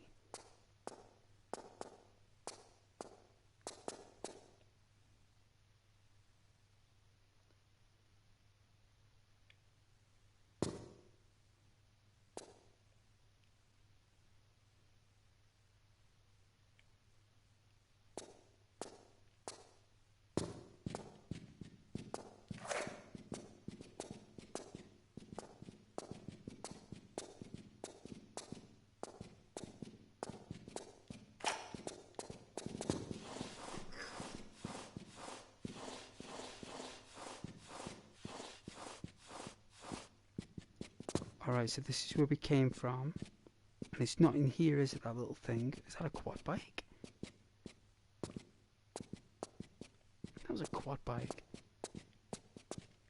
So there's something then. There's something here. Because there's nothing back there. I can't go all the way back to the canyon. There's nothing there. There's not a carrot.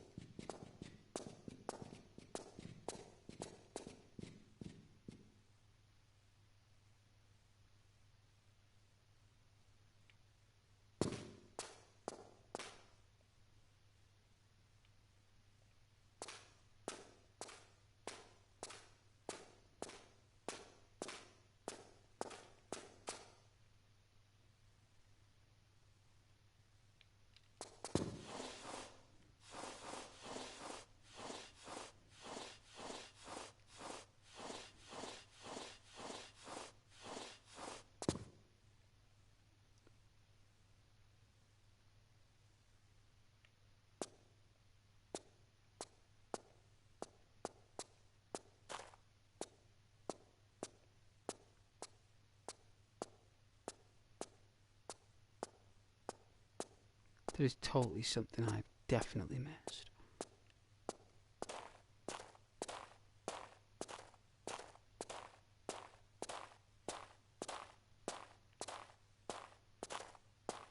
Oh, not a carrot.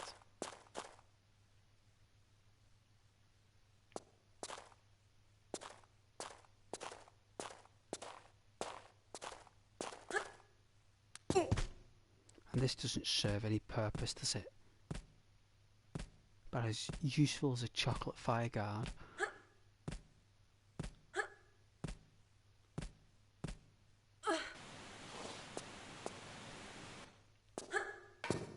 Yeah, no, getting up there.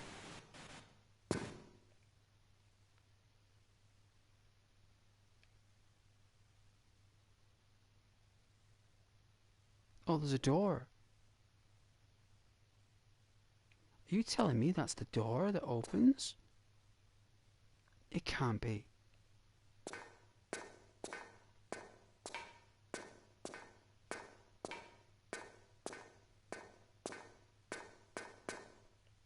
It's either that or a glitch.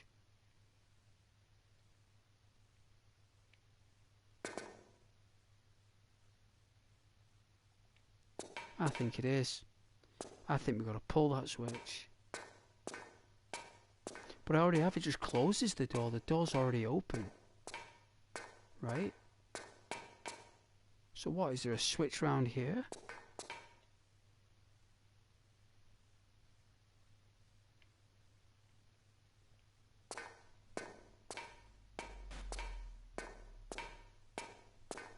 Because I can't see squat.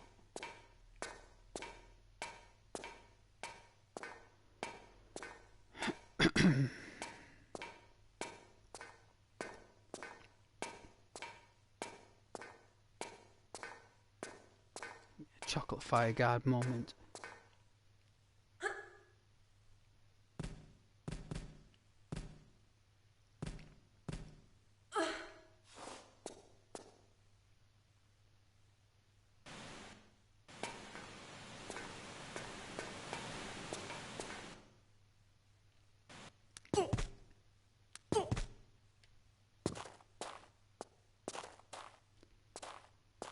Telling me I gotta go back.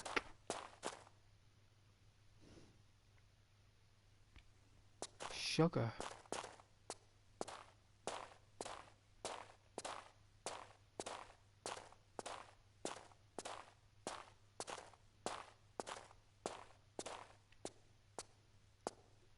Go back into this dingy tomb.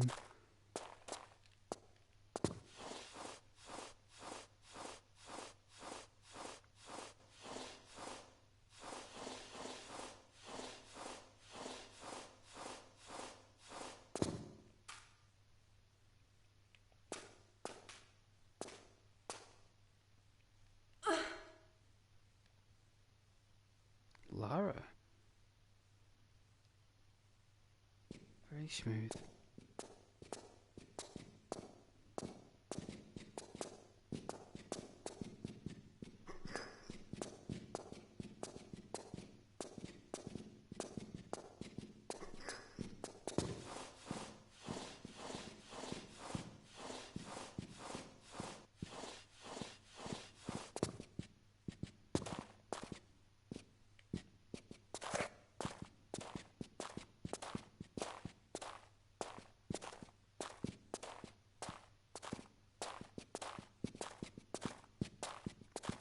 have a chocolate biscuit?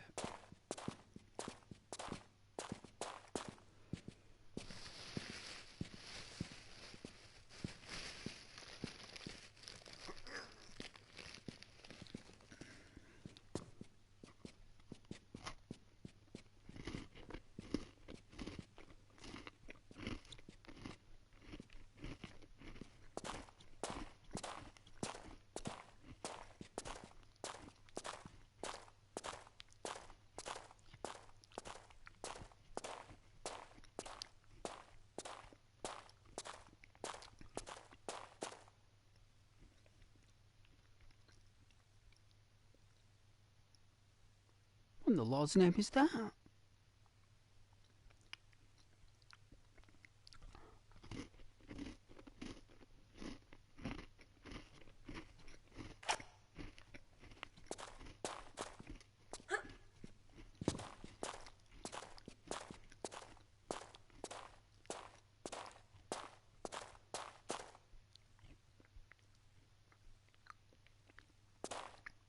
I don't think this will serve a purpose.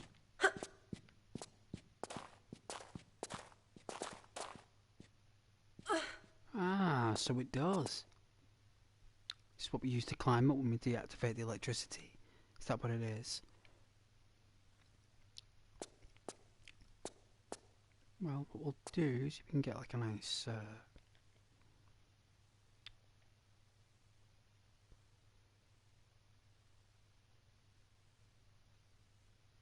Well, I've got these posies, right?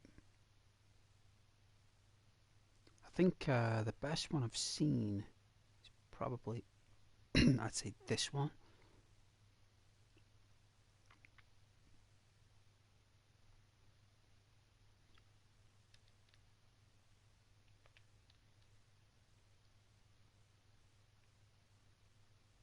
And then what you do is, you go back a bit, as far back as you can, right? You want to go as far back, so to a degree, right?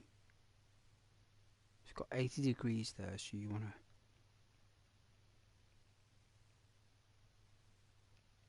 drop it. It's called a magnifier, right? A lot of professional photographers call it aperture, known as an F number.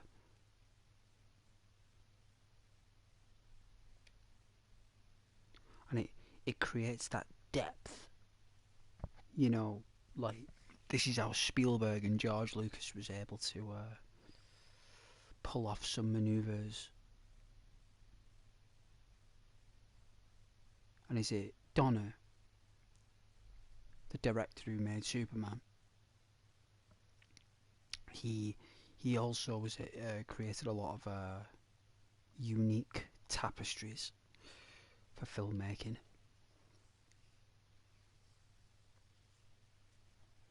And you can actually change the... So there's the Pacific. That's a really nice outfit. Kind of like suits the vibe, I think. It really does. The cat suit as well is really epic. I've not got that far yet for this one. I think you got to unlock that, guys. Or it's when you go to that the Pacific, isn't it? That other version of the Pacific, is it? There's another water level, isn't there? There's 2 water levels, isn't there? It's like a big warehouse. It's awful. Oh, it took me months to complete that level when I was younger.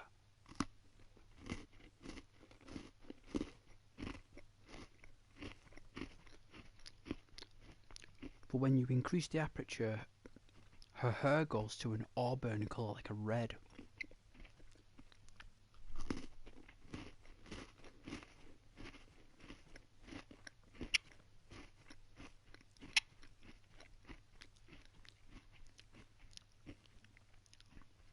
I'm going to upload a picture tomorrow, Drew. Alright? I'll put a drawing on one of the social posts if you want to see it. I'm doing that tomorrow. A little sketch that I did.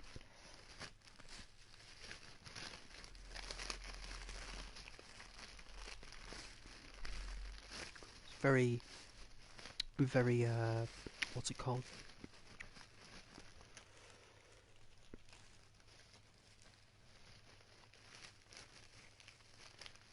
Oh, what's his name now? The guy who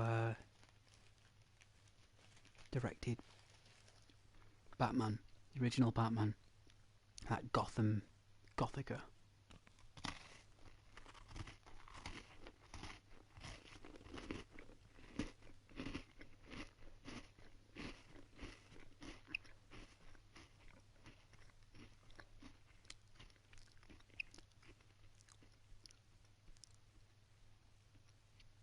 Wow, look at that outfit, eh? Vegas, eh? What happens in Vegas stays in Vegas, no doubt.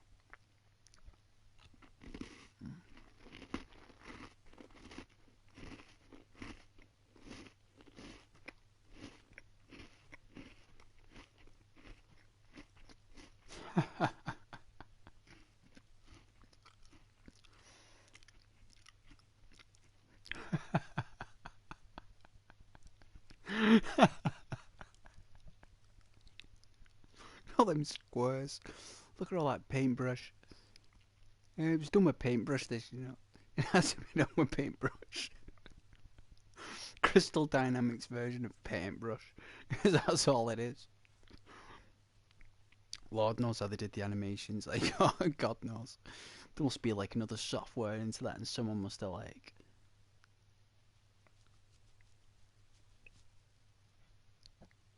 done some tweaking. But enjoy the view, gentlemen. I won't be too long. I'm gonna quit snack. Trying to think what that guy's name is. Who Helen Bonham Carter was with her.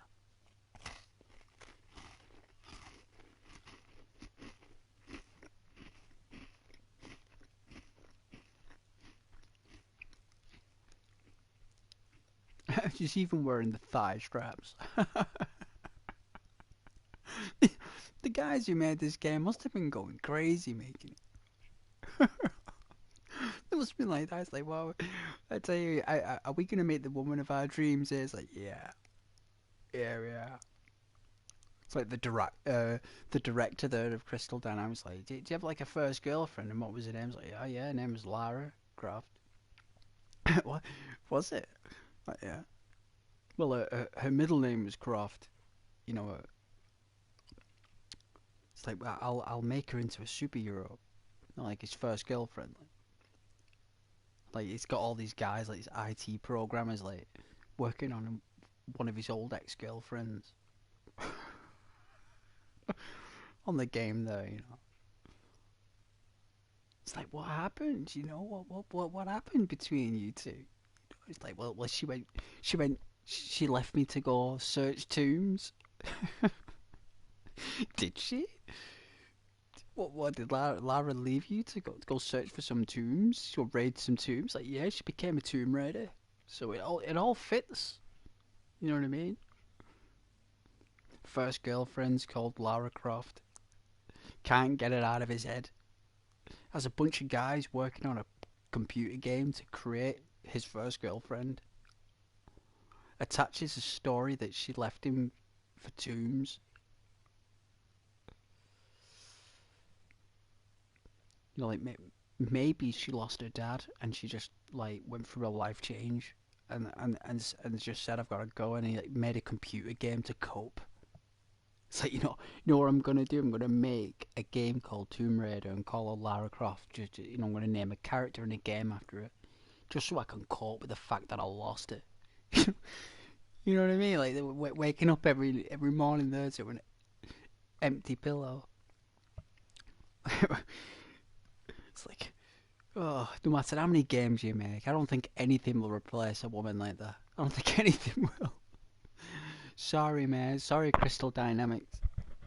Sorry. Ain't gonna happen.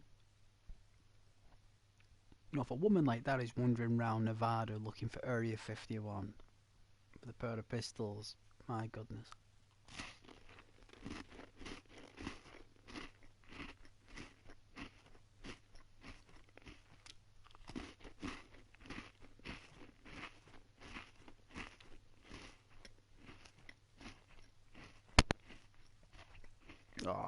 switching of the audio, right? Well,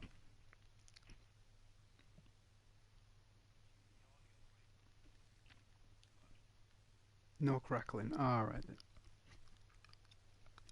Yeah, you guys could probably watch it for 5 minutes and get bored. Like, yeah, she's alright. Yeah, she's cool. I can watch that for 5 minutes. Oh god.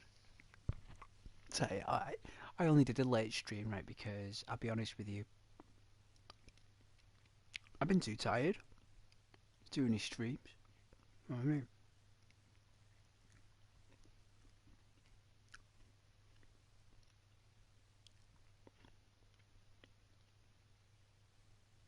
And I think that um,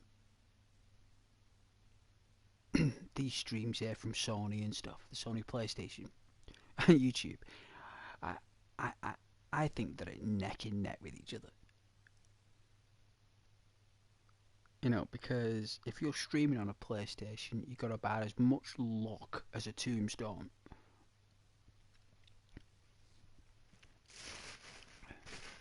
Like, you got about as much luck as a tombstone does.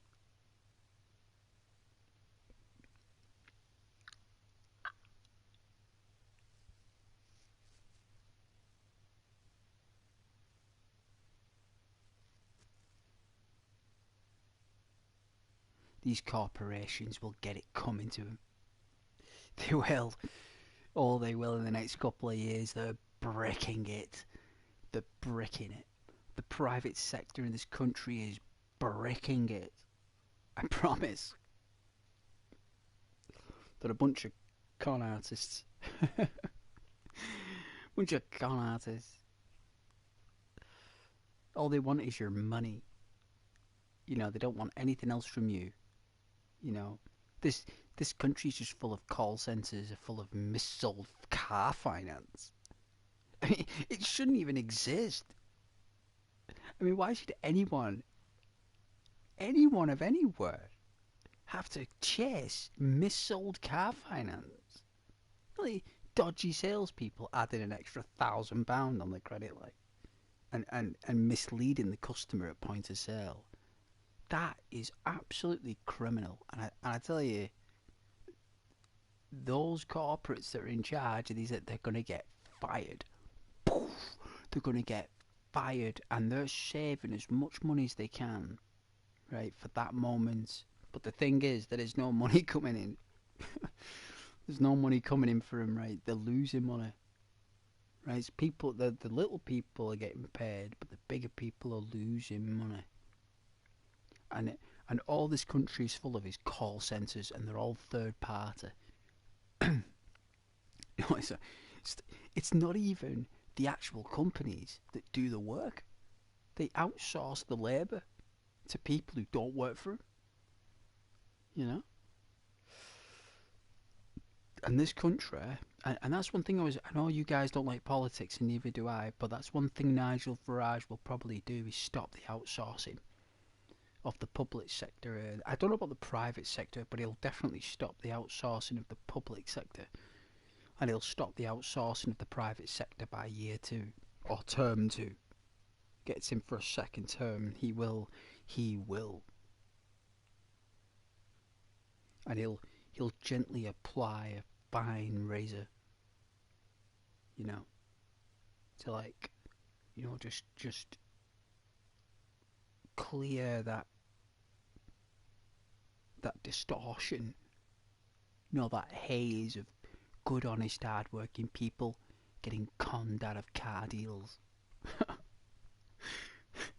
It's like, what car did you get? Oh, I bought uh, a Toyota Cougar, right? It's like, oh, you bought a Toyota Cougar.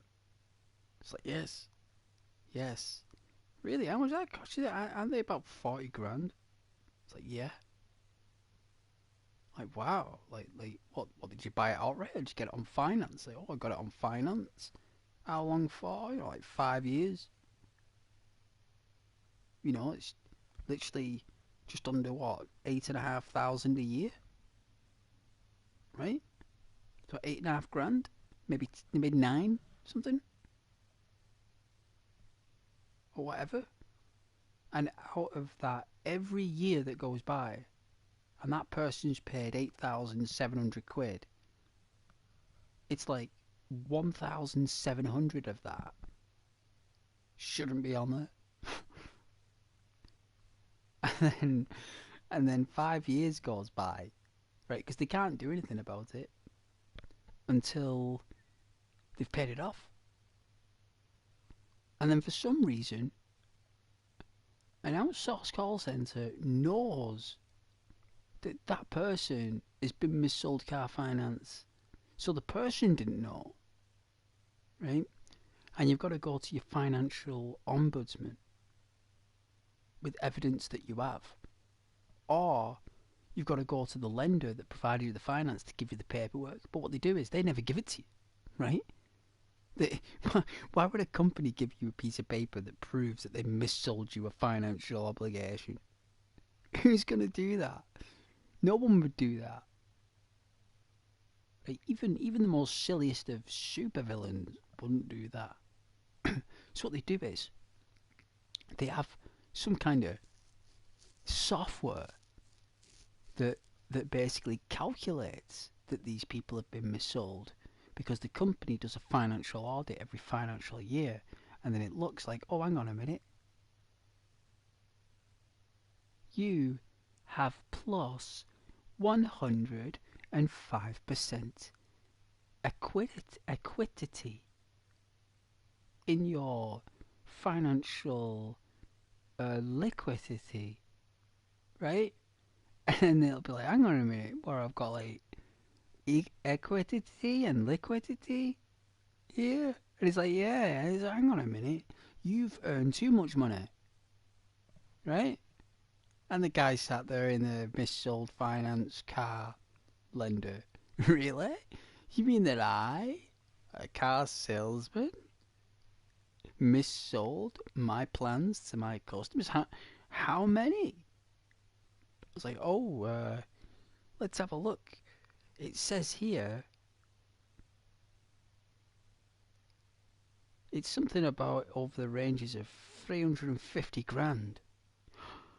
Really? £350,000? Yeah, like your bonus basically, Chief. That you got. Your bonus. So, really? Yeah, but you can't get it back. No, you can't, because it's gone. Right, so it's like, hang on a minute. No, we'll just create this money. We'll just make it. We'll just ask the bank to make it. Let's just create this money out of nowhere.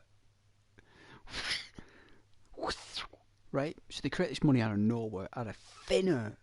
Right? Because what they do is they tally up all the main car dealerships. That's why the American president only deals now with his own cars in his own dealerships. He won't deal with international trade with cars. He doesn't need them. And I can't blame him, right? So why do we need it? We don't need it. The UK doesn't need international cars. We can make our own, right? So that's what will happen. But these other countries, right, like in Europe and stuff, in Japan and all that, they don't want these countries to make their own cars. They expect us to missell the financial obligation of their cars, not our own. So because the products are outsourced and exported from that foreign country and imported to the UK, you're talking cars from like Italy, France, Germany, Japan, like every other country but our own, right? And the reason is why they do that. It's got nothing to do with the fact that, oh, I'm a patriot and I want my own cars in my own town. Right? It's got nothing to do with that. You know, the reason is that the reason why they make all this effort is to uh, hold the country under like financial conduct. Do you know what I mean? So if you've got a lease now that's going to go on 8 years of a car for a car dealership, like they're still obligated to pay that money to the lender, you know. But the customer only knows that they've been missold by thousands of pounds by an outsourced, unofficial call centre full of Gen Z.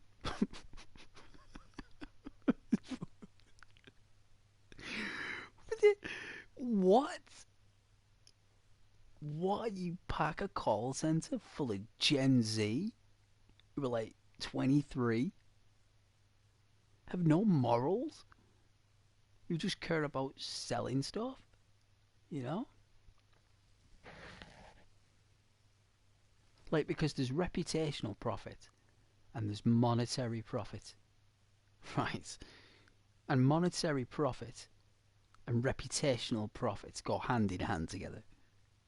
Right, but these outsourced call centres don't care about reputational profit because they're closed down after 2 years. There's only certain call centres that will stay open, ones that are funded by the metropolitan councils. If you get a call centre that's funded and funneled by the metropolitan councils, those call centres will stay open for at least over a decade. But if those call centres are not funded by the metropolitan councils and they're funded by some entrepreneur or funded by some crazy millionaire or something, like once all those financial obligations have been ticked and struck and gone through the bank and the ombudsman and gone through all that, that entrepreneur is going to say, "Thank you very much, bye." Right? He's going to go or she's going to go, right? And these people are basically just going to lose their jobs because there's nothing, right? So it's like you've got a bunch of thieves working in a call centre or working in a car dealership. The thieves in the car dealership in broad daylight burgle and funnel money out of innocent, vulnerable people who are hardworking and got too much money than sense, right? They launder and funnel that money through them through manipulation and emotional guidance, right? And these people sit down, and because they've got loads of money and got a good job and they're a director and stuff because of whatever reason, these people think that, you know, it's just a free for all money maker. You know, if they add on £100 or £300 every year on a 5-year dealership, it's like that's like £1,500, right? So it's £1,500. It's about $2,500. Well, $2,250 or something. A person in America ain't going to be happy if there's 2,000. I mean, that's the minimum. We're talking people have been making claims of missold finance in this country of up to £30,000 for their cars. They've been burgled by, I'm not going to say the names, the companies, but they've been burgled by, well, fleeced is the word. Fleeced. Let me type that in the chat.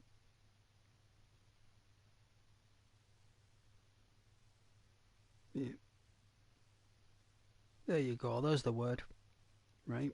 Fleeced. And fleeced, right, is basically where it looks golden, but it's actually made of rot. It's rot for one person and golden for the other, you know. And then they hire a bunch of Gen Zs, right, with a Generation X or a millennial in charge of the call centre. Very likely a millennial by now, because they'd be about 43 millennial age, isn't it? 1980. It was 1980 to the present day, so they're going to be up to about from 37 to 43 or something. Maybe a bit younger, maybe 33, maybe. Because I think Gen Z is 28.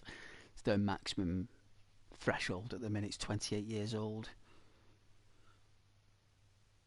And what they do is they stick a millennial as a director, Gen Z as the workers, and Generation X as the the the CEOs. Have you noticed that? Have you guys not noticed that around you? Have you noticed that the millennials are like more directors now? Gen Z are more the workers, and Generation X are the big bosses. And for some reason, they have that draconian mentality that just because they're older, that they're better, right? Because that's what Gen Z think. That's their philosophy. Gen Z, they think, oh, you're older, you're better than me. You know what I mean? They don't. They don't look at it like, oh, you're older than me. That means that you've worked for longer and worked harder over a longer period of time, and you've earned that place and position through hard work and time. Yeah, you know. But Gen Z, they don't see it like that. They just see I want that because I want it. You know, because they're raised in that click philosophy, click and share philosophy, point click. Everything they've had since they became a young adult, from about, I don't know, 16, depending where you're from. Sometimes it's 18. You know, since they've been like a young adult, they've been able to press, click, and swipe, purchase information, knowledge, education. They have been raised in their school system without a library, right? So Gen Z don't have a library in their school, and if they do, or if they did, they never used it because they never needed to. It was just there for show, or it was there for just library activities, which would have been probably pointless because they probably never took anything from it, you know. And if you've got a generation of kids that have become adults and are raised in a propaganda internet facility portal of demanding a phone off the mum and dad, like, I want an iPhone for Christmas. I guarantee every Gen Z person, if they're watching this right now, begged their mum and dad for an iPhone. And if you didn't beg your mum and dad for it, because I know a lot of you Gen Z guys watch me, because I'm older than you, and I know that if you didn't beg your mum and dad for an iPhone, you begged them, yeah, for either a smartwatch, a tablet. You begged them for something what they could afford. They might not be able to get your phone because it's too expensive, like £1,000, but you would have got a tablet or an iPad or something, right? An iPad Mini or some kind of Android tablet, right? Because you, as Gen Z, could not survive. Your mind could not survive without that stuff, and you've grown into adults with that tether in place. And what you've done is you've tattooed it into your biology, which means that no matter what you do or what you say, right, you're always going to have that digital footprint behind you. You know, like digital need. See, I don't really care about digital. Yeah, I do this for hobby, not for a need. You know, my PlayStation and stuff. You know, and that's why call centres now in the UK are full of people between the age of 22 to 28. They will not hire anyone above that age because, you know why they won't hire anyone above that age? Because they've got morals, right? Now, I'm not saying that Gen Z don't have morals. What I'm saying is that you don't know how to understand your own morals. You know what's right and wrong. You know what's a crime and what's not a crime. But when it comes down to your morals, there isn't any. Because you were raised without them. Because you had a tablet or an iPhone to be your moral. Yeah? That was your moral compass. That was your library. That was your consultation. That is your social media. That was your communication. Without that, you don't know how to communicate. And if you do know how to communicate, it's because you've got parents that really tried lots of years teaching you how to, you know? And that's why they're hiring call centers now, Gen Z, because to them, to those directors and those Generation X CEOs, you don't have any remorse for fleecing people. Because once they show you the money and pay you a few bonuses, you're hooked, line and sinkered. Because once you get a taste for that money and that bonus, you've never had it. That's why you were constantly begging your mum and dad for phones. And then all of a sudden you're 21, you've just left college, you've done some course that's got something to do with English or maths or something, which is great, by the way. But some people do courses that are bizarre, and then they leave these courses, and then the next thing is they're getting a job in a call centre, and they're getting a £300-400 bonus for the first 2 months. The hook then, they got nearly £1,000 through fleecing people. You know what I mean? I tell you, but people don't realise that they got missold for car finance, and that call centre's calling you up to reclaim your car finance. They're going to take a piece of that profit you were fleeced with. So they're making money off people, of fleeced money who have been fleeced, and they're using Gen Z to fleece more people. And you guys don't even know it because you don't even care. Right? You don't. Tell me you do. Tell me you don't. Right? Tell me. You don't care about what people think about you. You don't care about people judging you. You don't care about being misaligned. But if there's one thing you do not like, and you do care about, it's being lied to, yeah? And it's being cheated on. You can't stand that. You can't stand being lied to, and you can't stand being cheated on. And you know what? You get both. People lie to you, and they cheat on you. And they're going to do it to you. And they're going to do it all the time to you. And you're not going to be able to see it. You know? And I swear to you, what goes around comes around. You know? And you got to understand that this is people's money. You know, it's people's welfare, you know? And I'm telling you, I've worked for many corporate businesses, and they're all full of it. They hire youngsters who are gullible and willing to do work without asking questions. Yeah. And these call centres are exactly what the UK are going to close. They're going to close thousands of them, and they're all going to be out of pocket. Every single one of them. And they're using a generation of people. Right, so what they'll do is, as well, this is what they do as well, the Generation X people do this, and some millennials do it. Some of them do it.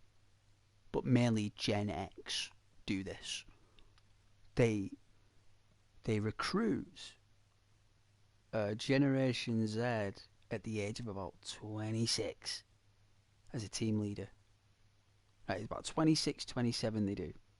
Right, and then what they do is, right, they get that person who's 26, right? They, Gen Z, right? Now, this is just natural chemistry, by the way. They are threatened by people who are better than them. You know, in the workplace, even on computer games. Like, they're physically threatened by it, and it shows in them. And if they see someone who is better than what they do and is a high achiever, someone who's exceptional in their field, they will reject their application because they feel smaller. They feel more outmatched by that quality of that person who's older. They'll see that older person as a threat, right? Because they have no morals. It's only when you do get your morals you'll stop seeing these things, you know? And the reason why you see everyone as a threat, the reason why you've been raised in school and raised in college and at home to see everyone as a threat is because everyone has compromised you digitally. Everyone's compromised. They've outwitted you. They've outcompromised you. They've outsmarted you. They've outdone you. And they do it behind your back. And then not only that, they then post, your enemies will post that on other platforms about how they did it. And that really rubbed you up the wrong way. Like, it rubbed you up so much the wrong way that, like, it's made you in a point of being threatened all the time. And that's exactly what Generation X wants from you, is to feel threatened all the time. Because if you feel threatened all the time, you're easily controlled. You're easily manipulated. Yeah. There's another word, influenced as well. You're easily influenced, Gen Zs. And you were crafted that way. You were crafted that way intentionally. You were crafted that way organically and systematically, financially. You were.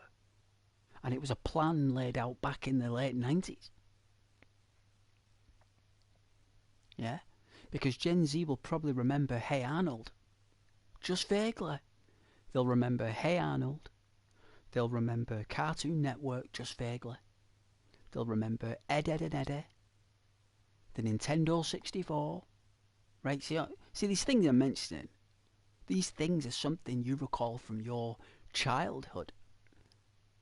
Yeah? And then all of a sudden,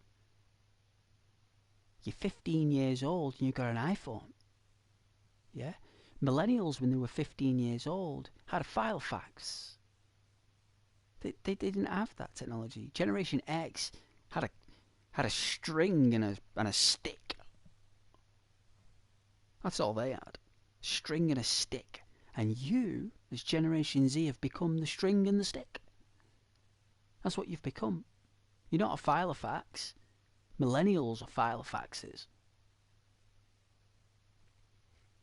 Gen Zs don't have an identity as an object. You're a stick and string because you're used to fleece a fleeced customer.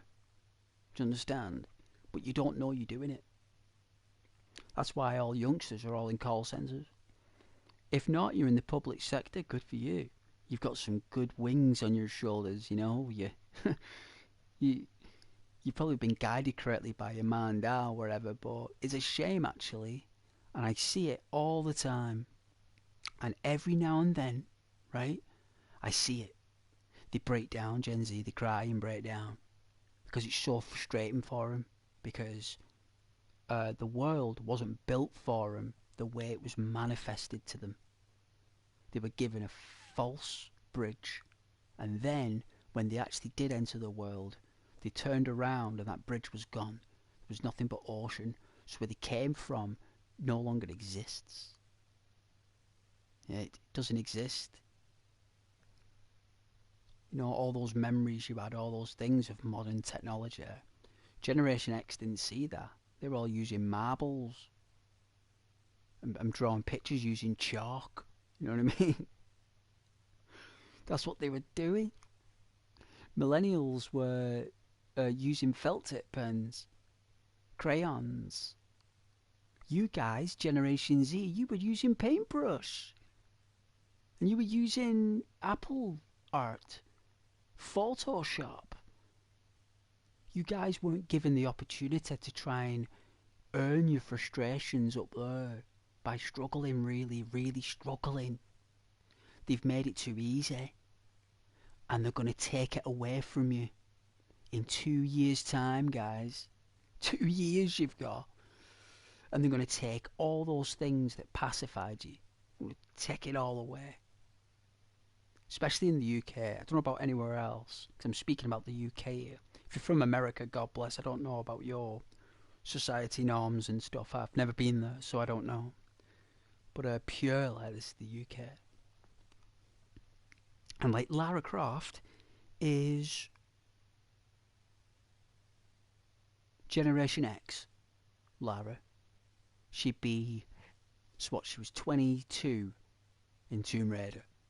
That came out, what, 1996? So she was 22 in 1996. It's 86, 76. 1974 Lara was born, estimated. That's Generation X. Up until 1979. Right? What does Lara do?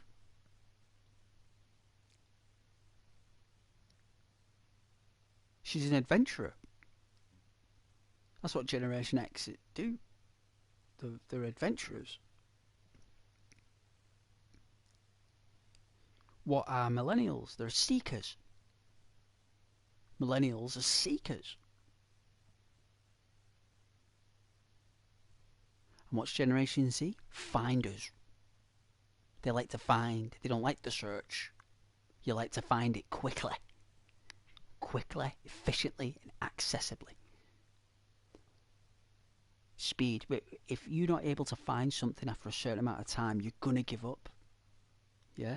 Where millennials won't. Millennials never give up. Yeah? Generation X never give up either. You know? But they've crafted you to give up early. And it's been done very, very well. Oh man, it's extraordinary. It's extraordinary how it's been done. Absolute shame. I mean, it's not like they're going to take all your computers off you and stuff. That's not what I mean. Is there's another factor involved that you don't know, and they're doing it now as you speak about internet security. It's all going to come to a point where there isn't going to be any call centre jobs with missold money. There isn't going to be any outsourced centres where there's going to be like, you know, British Telecom, all these companies, major companies in the UK, they all outsource their call centres, and they're all Generation Z who work in them. All of them are. There's very few millennials that do. Very, very few, because they mainly work for the police. Millennials, police, fire service, ambulance, rescue service, National Health Service. Mainly them, because they're all about community. They're all about heart, you know?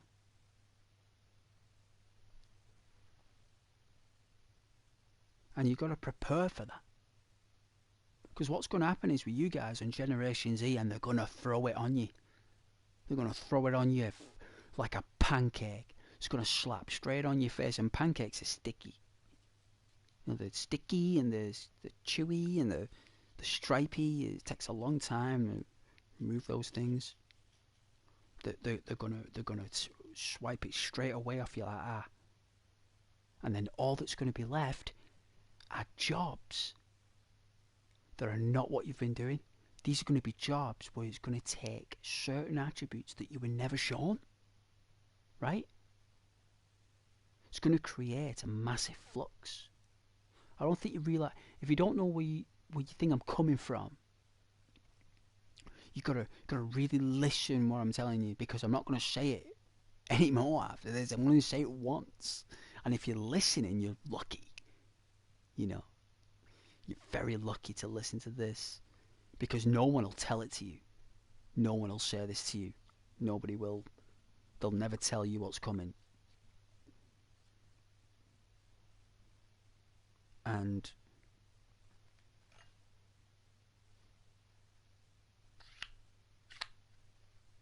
when all those easy jobs go, all right, you know, the easy jobs you've been doing, 'cause it's all been easy jobs, hasn't it? Phone calls, hello, madam and sir. Oh, yeah, I want to do that for you. Yeah, yeah, bye. You know, done a sale, great. Get another call, sales. It's all sales, sales. Missold finance, card insurance. Missold insurance, this. Missold finance, that. Missold this. Financial conduct authority, that. Blah, blah, blah. Right? But you guys don't deal with that stuff. You deal with the mining essence. You've become miners, like Minecraft. You're a bunch of Steves Minecrafting away because Minecraft was made for Generation Z, right? That's what Minecraft was made for. It wasn't made for anyone else. And if anyone else liked it, good for them. But it was made for Generation Z, and you are the pickaxe. You have been the pickaxe for the past 5 years without knowing it. And the reason why you don't know it is because nobody's told you. But I'm telling you, I'm advising you what people are using you for. You want to step out of that portal, you want to craft yourself your own business, right? Instead of working for corporates and greedy bankers and greedy fortune finders, why don't you open your own business and help people who've been missold finance? Why don't you do your own and create your own little small business to do it? Why don't all of you create little tiny businesses where you all help people with missold finance, and then you can all collaborate together and collaborate business deals and create your own network rather than following these greedy people? Yeah? That way, they won't take it away from you because it's a small business. And one thing the UK love is a small business. They treasure those small businesses. If you say that you create your own small business that deals with missold car finance, right? They're not going to have an issue with you doing that because you ain't a massive corporation with like 1,000 people working there all tunning in the money. You're bringing in pieces of money just to keep you going. No, you're not going to have a flash car. No, you're not going to have a house. Sorry about that, you know. It's going to take a lot more work to get that. If you're lucky, your mum and dad will leave you their house. But if they're not going to leave you your house, I wouldn't expect you to get a house. Unless you've got a really, really good job and a partner with a good job as well. If you're not going to get that, your best bet is to have a small business that deals with financial services. That way, they'll never close you down. You know, they're after the big boys, the big centres that are using Gen Z. You guys want to flip the tide. You want to screw over these Gen X's and millennial directors, and you become your own director and your own CEO of your own fortress of solitude at home. Laptop, just like you were raised with. Your digital world that you were used to. Instead of letting some other big dog take that away from you, secure yourself a little foundation so they can appreciate you rather than take it from you. But no one's told you that. No one's told you to do that. And I tell you something, when you do, you'll find out who your friends are, and you'll find out who your enemies are as well. Because you'll find out that that company that's now just been taken away lost all its equity. You are still sustained because your equity is a little tiny bubble. And this country loves its tiny bubbles. Tiny bubbles make big bubbles. That's what you want to do. The thing is, you don't know how. No one ever showed you how to do that, did they? No, because they showed it to Generation X, that's right. They didn't show millennials that. They didn't show Generation Z how to open up your own business.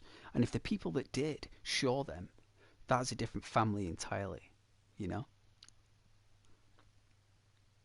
The only way you're going to sustain yourselves when you get into your 30s, guys, it's only going to get harder, okay? Don't think that that's going to get easier the older you get. It's not going to happen. You're going to need to make it easier for yourself. And the only way you're going to do it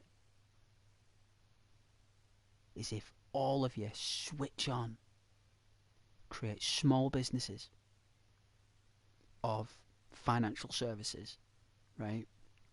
And you'll notice you will thrive. It won't be a massive thrive though, but it's better than having nothing, because that's what you'll end up with if you don't do it. Because there isn't going to be any jobs here in the next 5-10 years. There isn't anything unless you create your own business job, you see? Or if you're unwell and claim benefits, fair enough. That's up to the person. But that would be, if I was you, I mean, I'm older than you guys, okay? You know, if you're Gen Z, I'm older than you. Alright, I'm not going to give away my generation because it's all for fun, right? You know, I don't want you guys to get emotional about what I'm saying, but you got to take it with some. No, you got to take it sincerely, because it will happen. And you're going to wake up one day and there's not going to be a call centre there to work at, and there's not going to be a shop to work at. You're going to look online, it's going to say Amazon, it's going to say eBay, PayPal, Sony, Microsoft, Facebook, all that stuff. You can't work for them. If you do, God bless you. No one's going to take you on Facebook and all that stuff, are they? They've already got who they want there. You know, you want to focus on that. And if I were you, first chance you get is look up, how do I start my own small business so I'm secure a job for the next 10 years? And if you all do the same thing and collaborate together, you all create your own ant network. Do you know what I mean? That's not a negative thing, by the way. That's the only way, because all of you together creating your own ant network will demolish the greedy cats up there who are just using you so they can get rich and buy the mansions and boats and have their hot girlfriends while you're single and lonely and looking online for dating advice. And they're there on holiday in a big boat there with 10 women in bikinis, all lavishing over them because of their wealth that you made them. How does that make you feel? You being alone and single with no girlfriend or no boyfriend, while the person you worked for 5-6 years is away when the problem hits on a boat. You're not going to be very happy. You're going to have a bad taste in your mouth. It'll hit you later, unless you've got a rich mum and dad who can look after you, fair enough, and a rich partner. Good on you.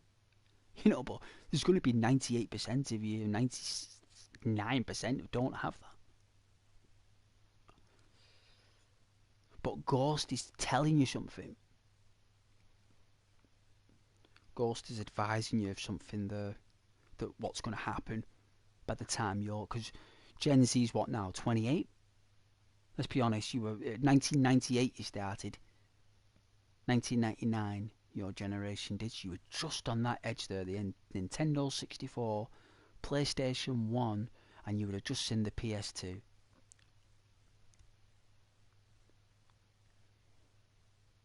And then your life would have been a blur. Everything would have been a blur until the iPhone came out, and then all of a sudden you remember. Because you can't remember back before the iPhones and stuff. You can probably vaguely remember stuff, but your main impact memory is portable devices.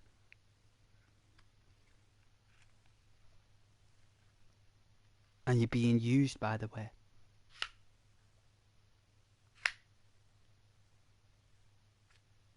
I've been used, don't worry about it. I've been used by fat cat business people. I have. We all have. I'm just giving you a heads up.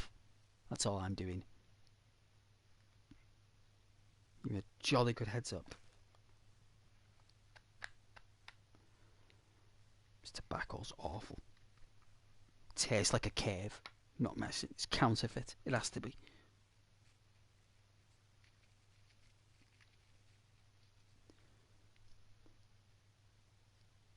I know a lot of you guys are Gen Z that watch my stuff.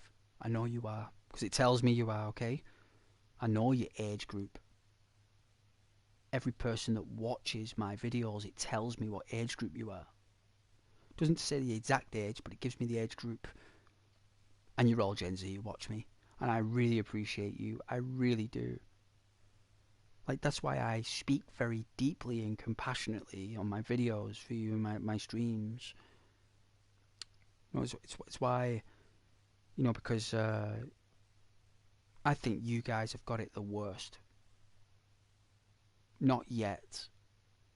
But in terms of when you get older, I really feel for you, because it's going to be very difficult when you get into your 40s. And that's why I'm advising you now to create your own little small businesses, because people are always going to use financial services, right? They're always going to do it. Get yourself some knowledge in maths and numbers. Yeah. Because nobody's going to be buying anything. People are just going to be using financial services in the next 10 years. Whether that be a car or a house. Yeah, but why do you think people become estate agents?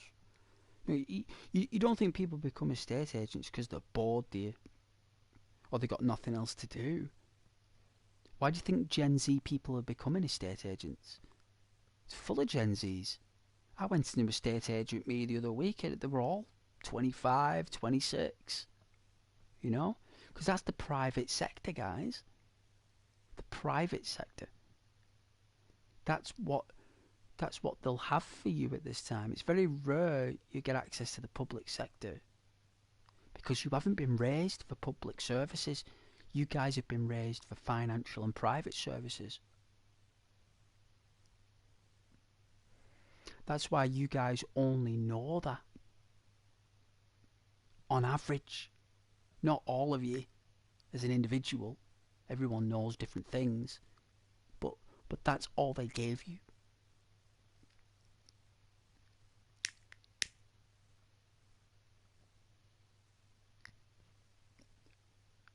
Because all you'd be doing is either living mum and dad doing nothing, claiming benefits, because there won't be any, unless we create some kind of foundation in this country in the next 5 years that resuscitates it and brings it back to life.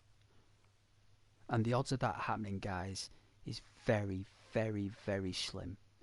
I wouldn't believe all the stuff you see on TV, okay, about all these people smiling and clapping and politics. It's the same game, guys. Everyone's just got a different Monopoly board, you know what I'm saying? Like, everyone's got a different Monopoly board with different pictures, but they're all the same place. They just put different pictures on. Like Star Wars, Monopoly, and all that stuff. That's all politics is. They just put a different wallpaper on the Monopoly board that you like looking at. Sometimes the original board isn't enough, you know what I mean? Sometimes people want something different.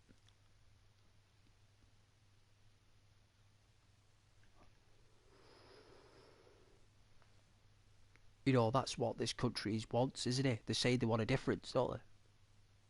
They want it to go back to the way it was. Is Gen Z going to do that? You're telling me that Gen Z is going to bring this country back to the way it was in the 1930s? Really? No, you're not going to do it alone. You're going to need millennials. You're going to need Generation X and the greater generation, right? We're all going to have to do it. But that ain't going to happen, is it? It's not. It's too much of a mess. But they'll expect you to fix it. And the only way you could do that is have a bunch of small businesses. Because think about it, Gen Z take up about, how many people in the UK now? 63 million, right? 20 million of a separate category. So we've got 42 million people, right? So think about it. There's 42 million people. So out of 42 million people, you make up about 12 million. Don't you? About that.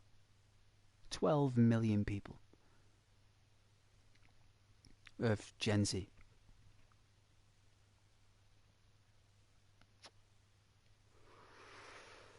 And this country is going to expect you to keep the sensibility of the country going. And large corporations isn't working. Why do you think the country's in the grid? Like literally a sewer grid. Because everyone's getting fleeced. And they're using you to do it. And you're saying, who's they? Who are they that's using me then, Ghost? Who's the they? Who is the they? You know? Well, the they is the bank system. You see, the bank system is the British Empire.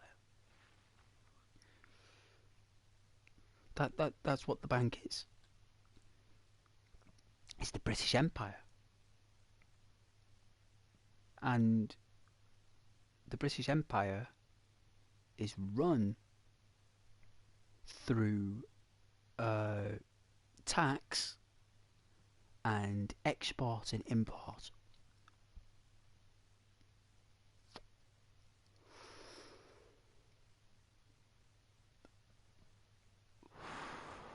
And what is it that the British Empire import and export with absolute finesse? Financial services. Why? Because the British Empire regulate the financial services for the globe. Not just the United Kingdom, the entire globe. Right? Even Antarctica. Even Antarctica. Right? They even deal with the financial welfare in Antarctica. Because you know why? Because the British Empire own Antarctica. Right? I'm just using that as an example, by the way. And that is something you're going to have to get your head around. It's those services, because that's going to be the only service with the online services in the next 10 years. It's just going to be pure financial liquidity and equity just pumping through the system. And instead of it being big pipes, like big massive pipes, like big corporations, you guys want to be like Mario Brothers, with the green pipes are all connected. Little tiny green pipes, like level 7 from Mario Brothers. It's known as the pipe world. That's where all the money is in Pipe World. That's where Bowser keeps all his money. Yeah, that's where Bowser transfers all the currency through the Mushroom Kingdom, is through level 7. But you guys are not at level 7. You guys are on level 2 or level 3 where it's dark. Remember in Mario it was a dark level, level 3, wasn't it? It was a dark level. It was grey. It was dull. It was exhausted. It was exhausted of life. You know, it's like, you see where I'm coming from though as an analogy, right? You know? And that's where you guys are right now. You, like that grey situation. Because you don't know what the future lies. Because you're in an area right now where you're being restricted online. You're being vetted extremely harshly, which apparently is a new financial law. You're being taxed higher, right? You earn less money, right? So you work harder, you earn less, you get less, but you're expected to be there when it all goes to pot and fix it, but you've not been shown how to. And when all those people, Generation X and the millennials, are old geezers, old men, miserable old men, right? You guys be like, well, what do we do? You're going to have to start all over again. And that's going to be called the restart. That's what it'll be called. Not the reset. It's called restart. And that's why I'm explaining this while you're gazing at the beautiful Lara Croft. Because right now, you're at this age group. You know, you guys and girls who watch the channel. This is you're 22, 26, jumping around. It's great, right? But this image you see right now, it'll change. And we all change. And you've got to be ready for that. It's no picnic. You know, even I've encountered it through life changes and stuff, but you guys will get it a bit harsher. A bit more harsher. And don't let it make you bitter. You know, because you're going to have to work twice as hard. Isn't that awful to think of that? Like, you're working now, you're going to have to work twice as hard when you're older. That's why I'm advising you, if you get your own business, you can work the way you want to work. You'll be your own boss. You'll have your own office. You'll make your own contracts, your own contacts. You could even create your own employment chain. And all because you listen to Ghost on Valentine's week in February 2026. Because if that doesn't happen, I don't think what we'll have in this country, you know, I think it'll just basically just like a big sinkhole or something. You guys don't want to be going down that sinkhole, getting all the bits and pieces back out again, you know, because that's what you'll be expected to do. And no matter how many games you play, or how many arguments you have, or how much you want to disagree with me, that's going to happen. And it'll happen by 20... Well, GTA 6 would have come out by then anyway, so that'll be a good thing, right? GTA 6 will be out. So that's a good positive thing. You'll be able to play GTA 6. Maybe GTA 7. Right, so that's the good parts. Yeah. But it's going to be about 20... Well, I explained before, we leased the islands to America in 1941, was it? 1941, Churchill did that with the ships. They have to give back that leased island in 2039. The 3 islands are leased islands. That means the higher tariffs, right? For the country. The higher tariffs, because what will happen is the USA won't have those zones and that production in those islands. They'll have to give them back. We'll probably use them for whatever. But then all that high interest that will pump through by 2040, it'll probably take about 2041 actually by the time. So it's when you're in your 40s really, guys, because you're probably about 26 right now. Right, so 36, 40. Yeah, you're probably about 41. So the plan is, when you're about 35, you want to be opening up your own business by then, and then I've had that for at least 8 years. So then that way, when the sinkhole comes, you won't be down in the middle of it. You'll be at least at the sides of it. You know what I'm saying? Down the sides of it, you know.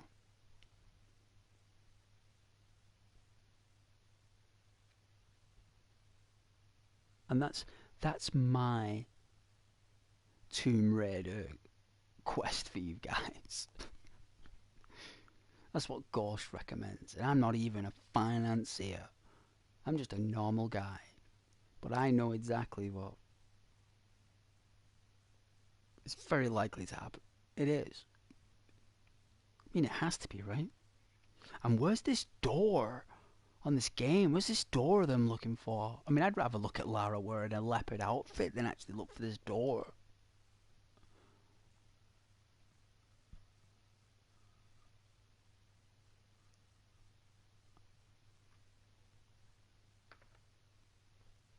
time is it anyway? My God, 2:30 in the morning. Jeez. That is wacky. Send you guys out some smiley faces.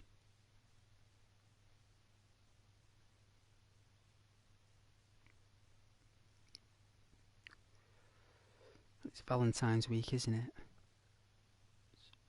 How many are you watching? 7?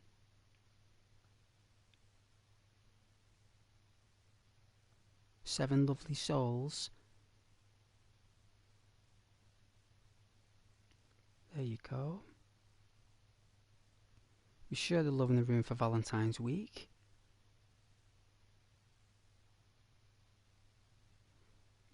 What else is there? Yeah, beating heart. Some stars.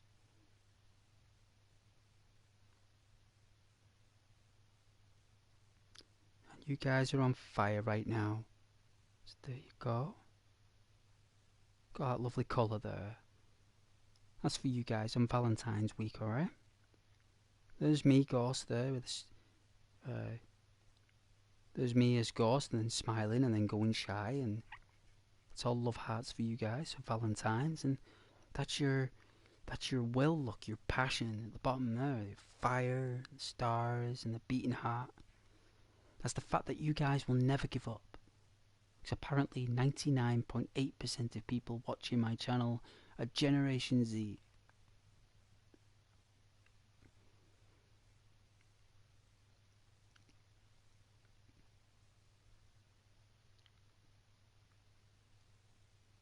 The other small percentage is all the other age groups. Like the older ones, Generation X and Millennials never watch me. Because they're from what, 1980? So they'd be at least 46. Apparently they're till like 1996, aren't they? A late millennial, like 96. But they're still classed as Gen Z in my eyes.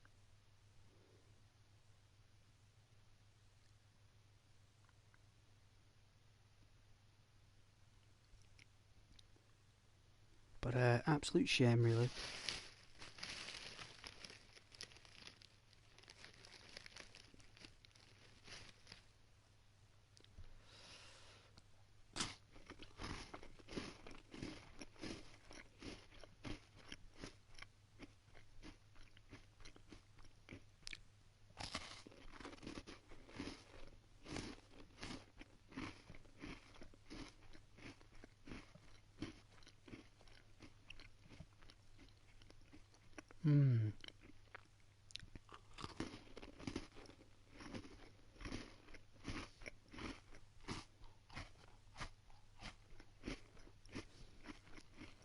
These have still got me teeth.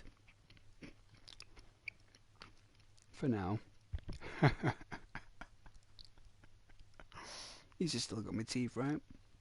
At least I can still chew some biscuits for now. Surprised they've not been taken from me.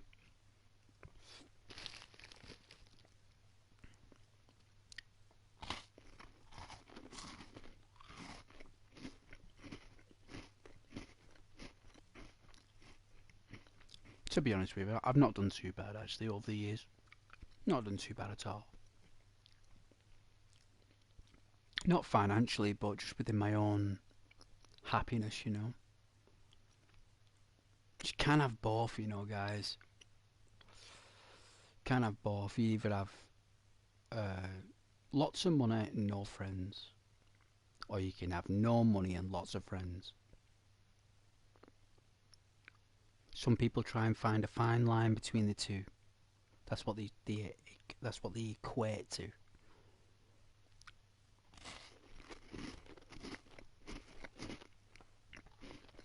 But that never happens. I promise you it doesn't. So they're one direction or the other. It's like heads or tails. You know what I mean?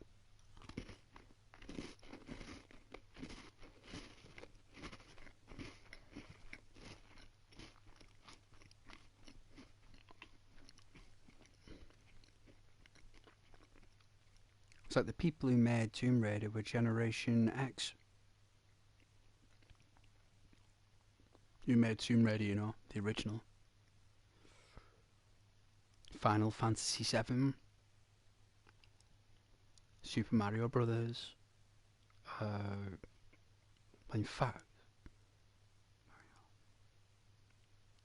yeah, it would have been, yeah. Just about, that's right. So Generation X created the digital entertainment world.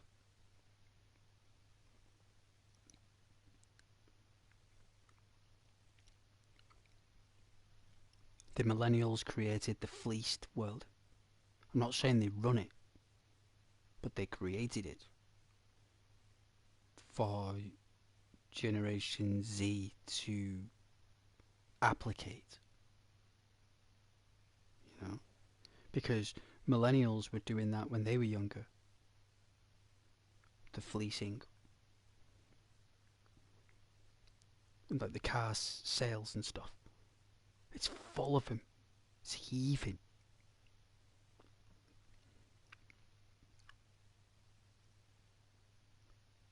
Like, Generation X have a saying. They always get the last word. You ever heard of that before? You know, like someone's arguing with you, and like you'll walk off and you'll say something, and then they'll say something back to you, and then you'll say something back, and then whoever has the last word wins. Do you understand where I'm coming from? That's not the reality, though. That's not true. But that's what Generation X do.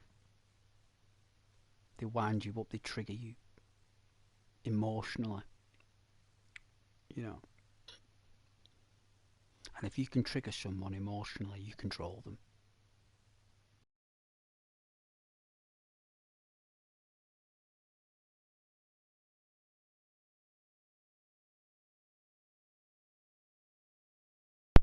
Well, that was an old school scream, wasn't it? Yeah? Thought I said something else. But I'm just having a laugh at you tonight, guys. But I would definitely listen to some of it. Like I say, it will happen, you know.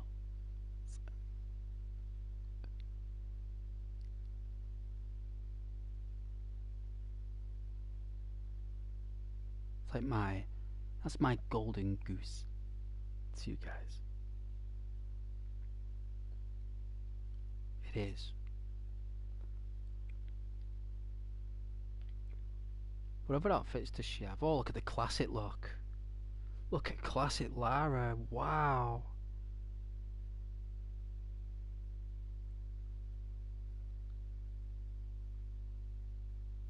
I think she looks awesome, right? What else have we got? Great, look at that outfit there, like Princess Jasmine, isn't it? Look at that, it's pretty epic. Look how she stood like a gymnast. Yeah. Exceptional. What's next? Classic 2. Oh, is that Tomb Raider 2? Wow. A little bit darker, right? The outfit, it's not as bright, it's a little bit darker.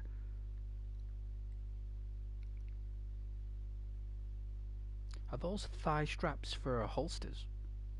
To keep them more fixed in place so she doesn't lose her holsters. It's pretty cool.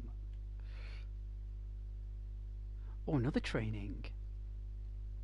That's more like a 90s tank girl chick, isn't it? That's a 90s tank girl chick. She's wearing jeans, boots, and a tank top, like a cropped tank top, right? You can't get more 90s than that. What else is there? Oh, a wetsuit. So this must be the other submarine level we go to. Scuba gear, right? Scuba? That looks so cool. Like, even the way her pose is, it's very articulate. What's next? Wow. Now that is an outfit. I think the collar is too floppy. I prefer it if the collar was more, you know, tougher. But I guess because she's feminine, they've gone with that more flowy collar style and that tough exterior jacket, like the sheep leather. But it looks pretty cool, like the buckle. Buckle's wicked. Right? Wow. Whoa. What?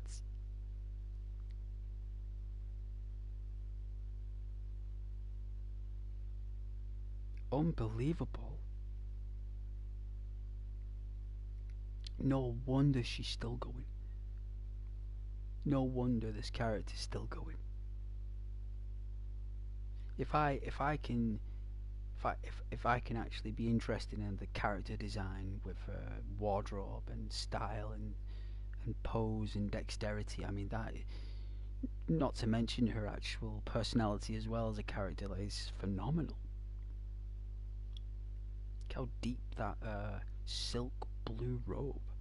Like, you're telling me she walks around the manor with that, with the butler around? What, like she gets out of bed? And, like, walks downstairs half asleep and there's the butler and she just walks down with that outfit on? Are you kidding me? Like, I'd work in the manor for free. You know? I would work in the manor for free. Whoa, that's pretty cool. Look at that. Now that's very Spec Ops, isn't it? Spec Ops, that. Ah, that's what we're wearing now. Alright. Ah, I prefer the Pacific me. I think that's a pretty awesome outfit. That level was awful, by the way. I'm not doing that again. That level was so awful. Oh, and that forest level in the beginning, my god.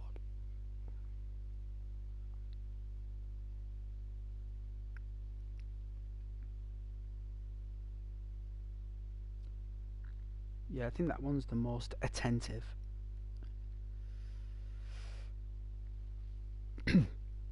Excuse me.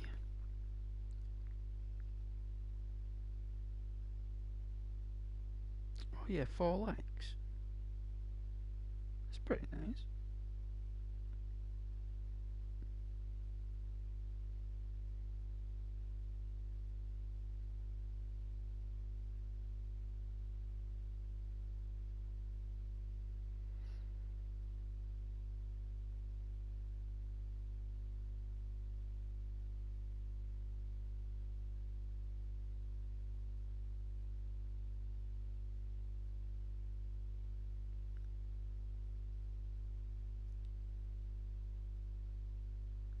Wow.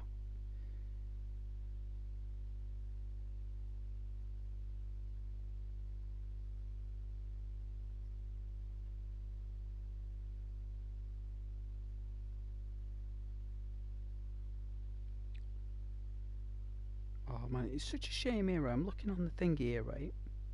So I'm looking at it, right? The the feed. Why is it you got some poor souls who are on like one person viewing with Skyrim? Like, I used to play Skyrim, as you know. You got some people who got one people watching, and then some people have got like 200 people. Like, that is such a shame. It's the same game, and the other people aren't even interested. You get the high views. It's a bit weird, but it's just crazy how that game works.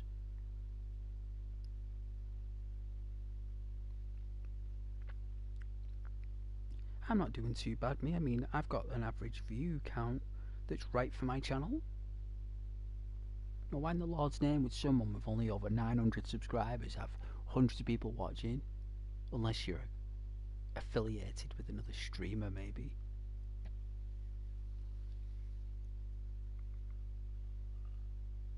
I don't really care, to be honest.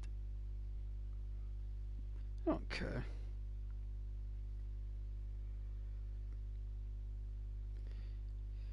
YouTube and Sony won't allow me past 1,000 subscribers, you know. They will not allow it. They won't.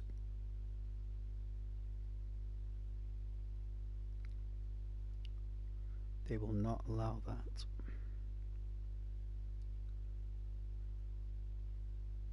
And they won't allow it because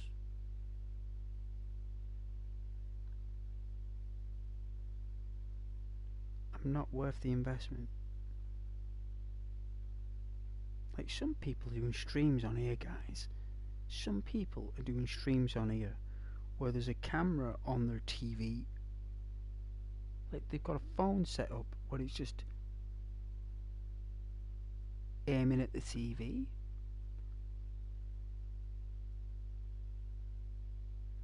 Is that because they've got no broadband connection or something? Why would someone be broadcasting a stream with the TV, like, just holding a phone at the telly and watching the game? It looks awful. Why would anyone watch you if it looks like rubbish, man? Like, no one's going to watch that with the light reflections on your telly and the foggy picture. No one's going to bother. But, you know, this guy, he's been streaming for like months and no one ever watches it. But he just doesn't give up. This guy just doesn't give up. Like, that guy was streaming with no one watching him back in November. I've looked at his channel every day to see if he gets anyone watching, and there's nobody there.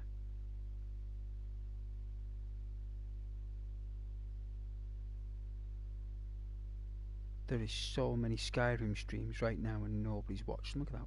There must be at least over 100. Nobody's watching him. This guy looks high as anything. The camera, he's got one person watching him.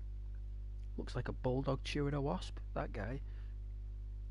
You got this person, looks like the back end of a bus. And then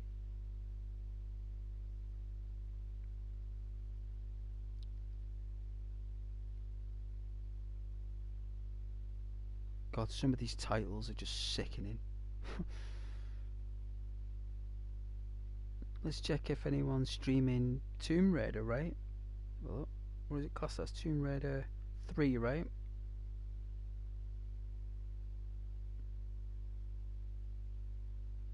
Let's have a look. Who's streaming Tomb Raider 3, do you think?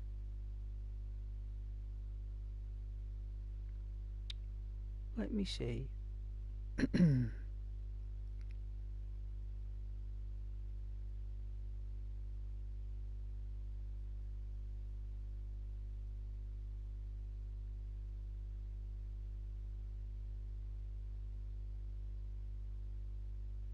They put me at the bottom. You snakes. I'm the one with the highest views. Unbelievable. Someone from Portugal or something to go, well, they're from Portugal, so. But I've got the highest views. Unbelievable. Is that the highest views for Tomb Raider 3? You're kidding me. There's a couple of people in France that have got a high views. Who cares? Well done to them. It does fluctuate a lot though, right? But it's cool that I'm actually at that rate. I really appreciate you guys. I really do. I hope you really like Lara.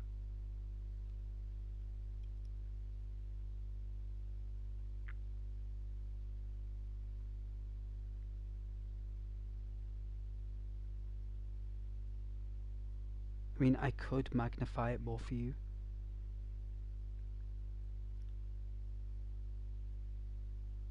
But I think that's at the right aperture. I think any more would just spoil it. But yeah, I can't believe we've literally got the highest views on Tomb Raider 3. Well, one of. That is crazy.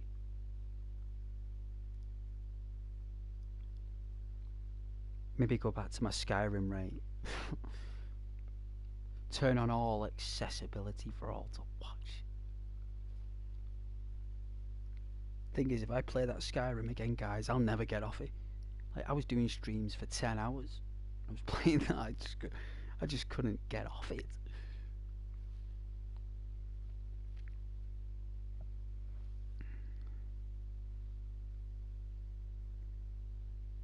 But I think this is a beautiful scenery. I think my viewers would appreciate looking at Lara in a nightgown than rather watching me play. I actually think you prefer that. And you know what? I don't blame you. I do not blame you. It would be more interesting than watching someone play Tomb Raider looking at that. Because it's Lara Croft. It's classic Lara in a realistic form.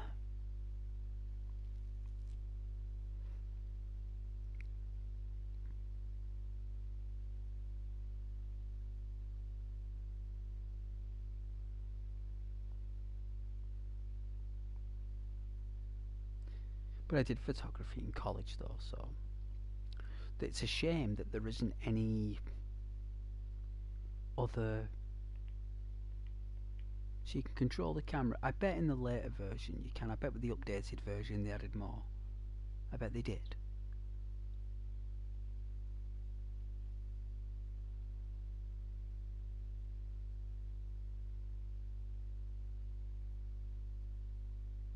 Oh, these weapons, what's that? Uzis.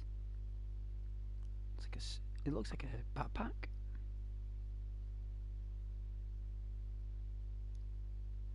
Oh, let's remove the rocket launcher. That's pretty cool then. Fair enough.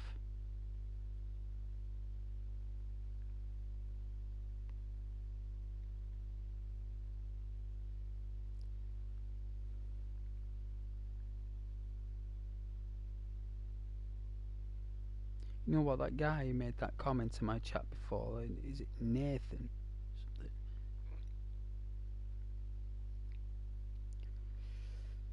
I think that's the person who's been like,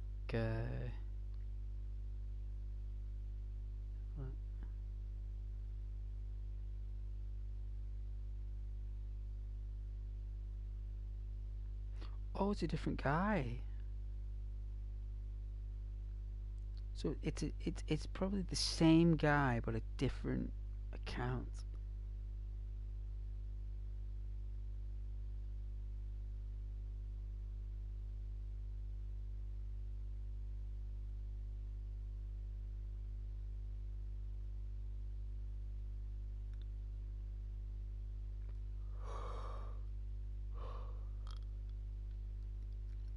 Shame when you can't sleep, is it?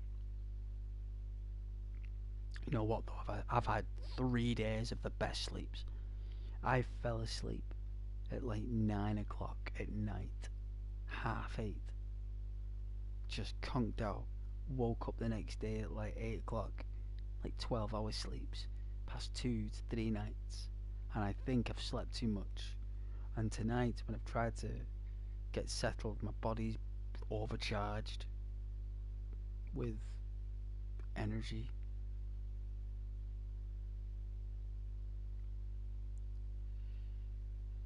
And I've got an appointment tomorrow.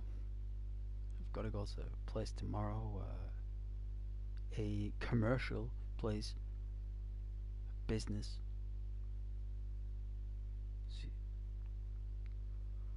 I got that tomorrow, and I got to contact my mobile telephone network and see if I can get a few months free off them.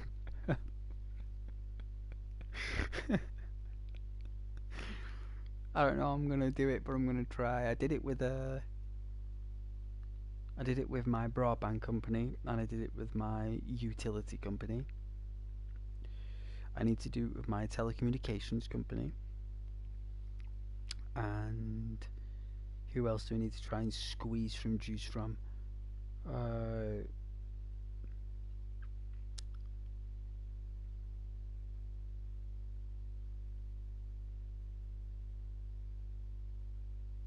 don't think it'll work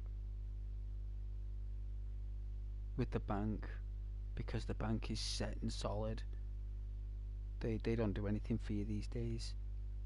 So couldn't do it with the bank. Couldn't ask them for a carrot, could you? Like getting blood from a stone, right? So that's off the rocks. It's not like they'll give me my interest rates back from 12 years ago, will they? Dear Mr. Banker, I'm writing today to inquire that I'm trying to claim my 12 years worth of charges, sir. I know what kind of letter I'd get. It'd be like one of those brown envelopes. Them brown envelope letters you get that's just got a scimitar inside or something. A scimitar of information. Yeah. So I've tried though. I got a. You know what? After discussing with my utilities company there, I was like talking. I was able to get like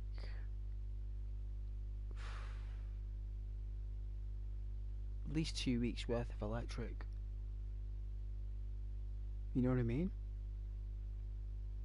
Like if you really try hard and really speak to them and get through to the right people and have a motive and a reason why you're calling, you can gain ground, you know. You really can. You've got to be authentic though. You can't make anything up. It's got to be real. You can't just make stuff up. You've got to have real substance to it. And you take that, you give it a few days, up to a couple of weeks, and then you phone back. Right? You know, you phone up, you inquire something, you talk about someone, you get a conversation going. And then you try and use things to see what you can do to use what information they're giving you about support and help. You know what I mean? That you mention to them that you need support and help.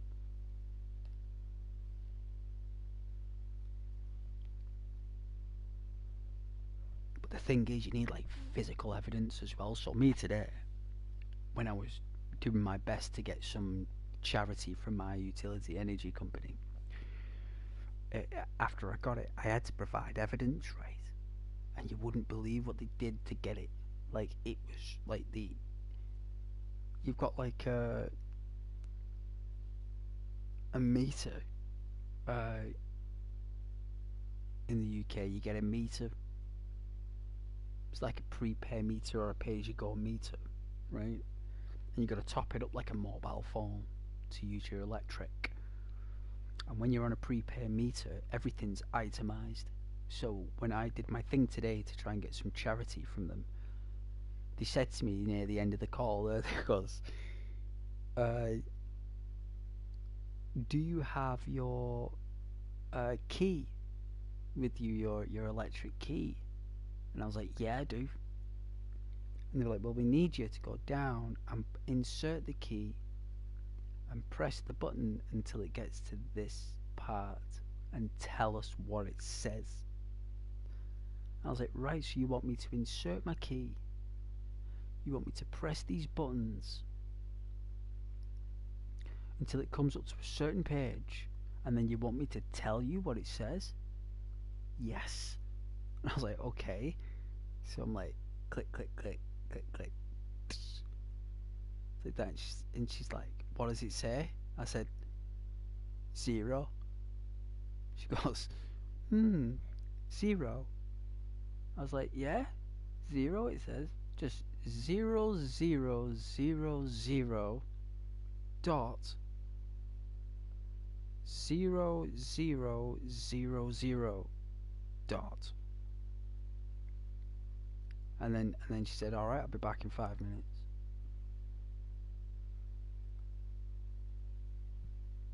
I was like, alright. And then she's gone back in 5 minutes. And she's like, right, this is what you're entitled to. Because it had all zeros. I said, well, what would it mean if it was above 0 or below 0? She said, you wouldn't have got anything. I was like, eh? What do you mean? So if that said 5.0004 or something, or minus 5 dollars. You wouldn't be able to. She's like, no, it has to be 0. And I was like, well, what does it mean when it's absolute 0? And she said it means that you haven't got any value, but you also haven't got any debt on the key.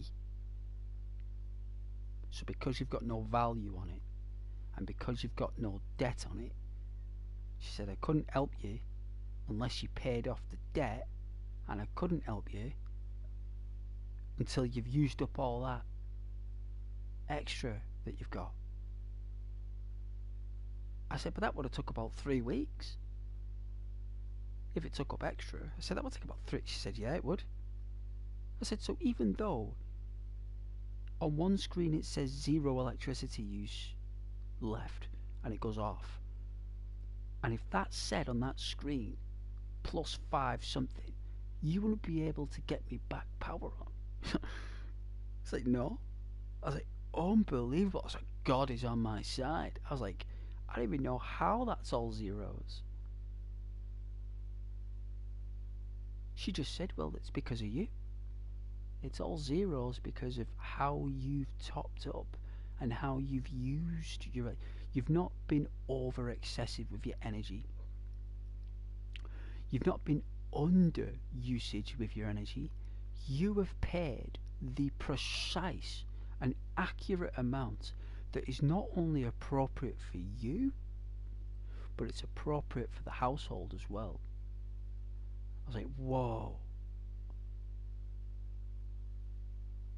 I was like, wow, that doesn't even make any sense. But apparently, that's how they work it. Apparently, you've got a weekly usage. On your meter, you have a weekly usage, you have a monthly usage, and you have a debt, and you have a credit. And apparently, if you've got 0 credit and 0 debt, and you've got 0 credit top up, which is different from credit. That's your top up credit. I'm talking about like physical money that's on there. So everything has to triangulate at 0. You've got to have 3 zeros, guys, to for it to happen. And she said to me, you cannot manually adjust it to 0. The only way that can be 0 is it's triggered over a basis of like 12 months. So because you've had that meter in there for longer than 12 months, it's worked out your yearly usage. And because you've used it and been with us for so long, we can calculate your usage for back the years. And apparently I've used the precise amount of energy that is required for a human. And I was like, wow. I said, all I've done is played on my PlayStation. And she started laughing. I was like, you telling me that the PlayStation is the only reason why you're giving me actual help today on my top up, my meter, so I can get power in the house, is because of my PlayStation? She said, it must be. I said, wow. But she said, like, you can't manufacture it. And you know what she said as well after I told the reading? She says, I'm just going to get in contact now with the team, and we're going to see your meter now while you're there. I was like, what? It's like, yeah, I have to check your meter now through the screen here on the computer to see if the numbers you gave me match up to what's here. I was like, whoa. It's like, yeah. Yeah, I'm going to have to do that. She goes, oh yeah, it's exactly the same. I was like, yeah. I said to her, I said, I didn't even know those screens were on the thing. I didn't even know they were there. So you've had that meter for over 10 years, you don't even know what them screens are. I was like, no, not a clue. So I've been a good, efficient human with my energy output. I have used the perfect amount, like literally by the decimal. She said that she'd never seen it before. She thought it was an error, that's why she walked off and went on the screen. She couldn't believe it was, because you're allowed a buffer so many decimal pence. But mine didn't even have that. Mine was just all zeros. So not too little and not too much. Like perfect amount of energy output. And because of that, I got some credit there for a couple of weeks. Oh, it's so cool. So hopefully I was able to negotiate my internet then for at least a couple of months. My electric for, well, utilities for at least 2 weeks. And then I've got to try again. So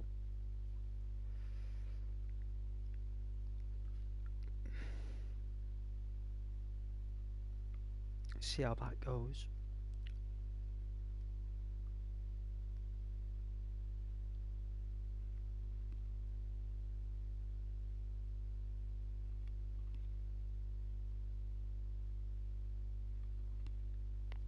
See how it works out, right? But this level, oh my god, this door I can't find. I'm gonna have to get out my magazine tomorrow or something and look at the. I did look at the PS1 segment magazine I've got though that got me through that tunnel when I first started. Because these levels, guys, I tell you, I know people speed run these in a few minutes. I tell you, they take me hours. They take me days to complete. Alright, so I was only going to do a short stream tonight, to be fair, guys. I wasn't going to do anything lengthy. I mean, I've been streaming here for 3.5 hours. That is longer than what I anticipated. I was only going to stream for a couple of hours, but I've gone overboard. But you know what? I've enjoyed talking to you. I've enjoyed waffling on about my conspiracy theories of Gen Z and different generations using other generations for profit.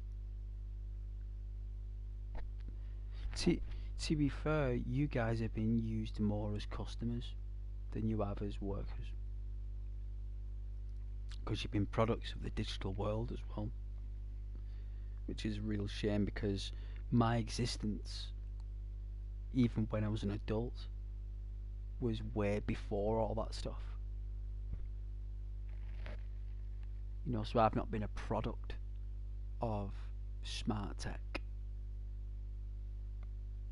I was a product of the curriculum system. That's what I was a product of, the curriculum. It's what they used us for. Change in the curriculum at such an early age. Real cruel stuff, guys. Real nasty, cruel stuff. Like, in terms of like resource, you know, back when I was in school, you'd get milk and an orange and cake, and you know, when you were really young, about 5 or 6, like when you were like a real small, tiny person. And then what they did is back then is they made changes to you when you were very, very young like that. So you got like that's what they did in the curriculum system. They used to take things from you, like no footballs in the playground, no bean bags, no, you know what I mean. They removed all games from playgrounds. They didn't want you to have fun anymore in the playgrounds. Just like they don't want you to have fun online anymore.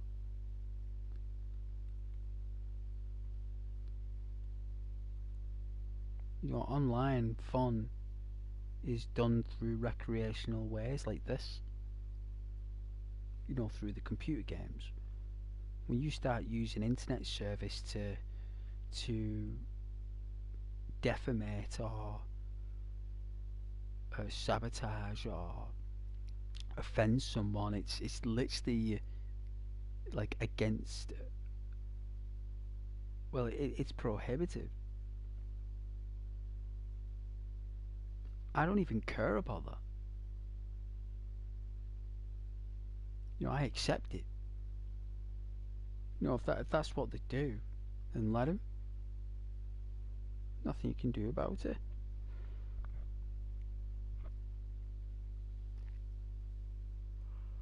But you guys were given so much freedom to start with on those devices, and now it's like being restricted on you because all the apps are all being biometrically guarded. You're gonna have to show your face. You're gonna have to show your beautiful face on that camera. You're gonna do a little pout, do like a little pout like that, you know, and give them a good old, you know, sweet expression.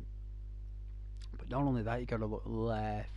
They want to know what your ears look like. Want to know what the side of your face looks like you're getting taken a prison photo. Because that's what you're doing. When you do it, you're becoming the product of prison.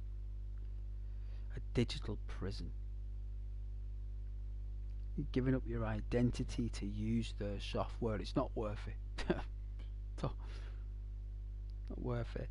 I think it'll probably happen with Sony in the future, but if you've been with Sony for such a long time, like I had my account on PS2. When was the PS2 out? What, 2000? I've had this account for over 20 years. I've gone through all the PlayStations with it. So I guess that by default, the account's 21 years old, plus it's probably older than that. It's probably about 25.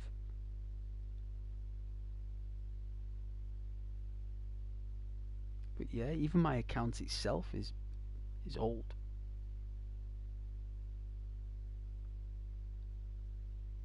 So I don't know if I'll ever get requested. Microsoft have done it. They sent me an email the other day saying please verify your age. Oh, and by the way, Ghost, why haven't you been playing this? Yeah, we haven't heard from you in a while. Nope, you've not. We just want you to know that we'd like you to share your ID with us so you can play the games. Nah, I'm alright, thank you. I'd rather not play your console, to be fair. Don't want to give up my identity to Microsoft just because I want to play State of Decay 2 or Skyrim. I think PlayStation's better graphics though, but the Xbox version has better mods. It's gonna be cold here. Give me a sec. It's gone real cold, you know. Whew.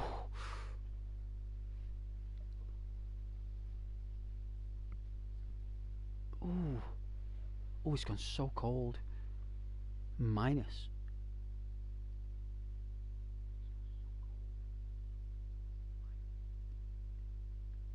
That's my voice. Oh, jolly good.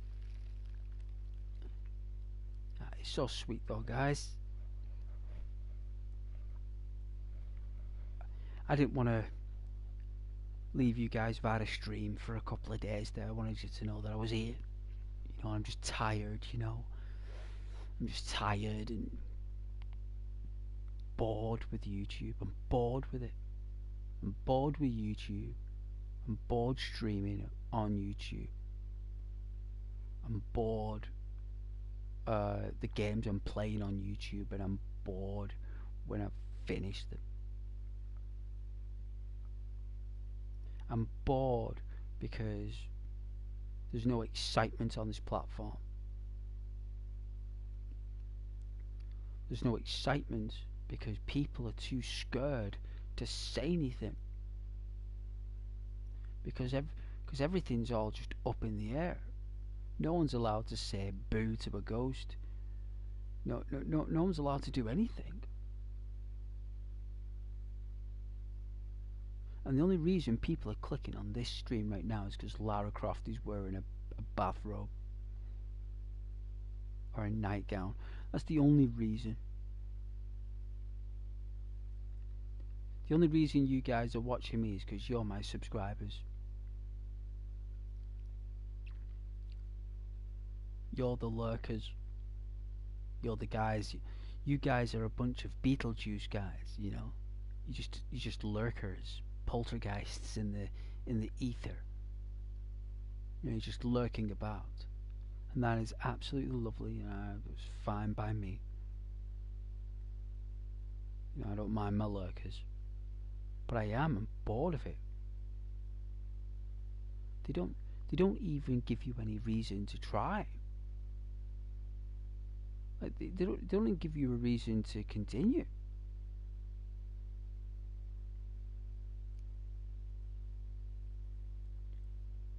So I don't think they even care. To be fair, I don't think they even care.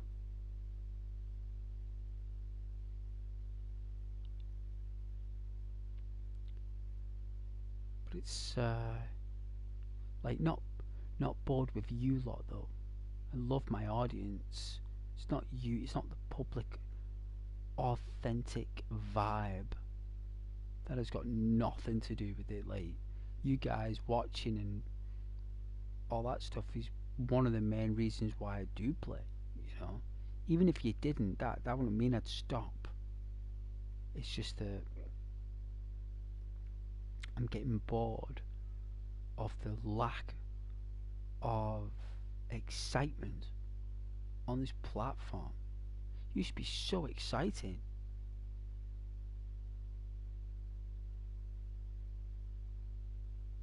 Now it's like everybody's just took like a sleeping pill.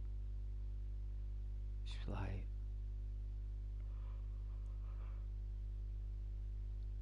I don't know.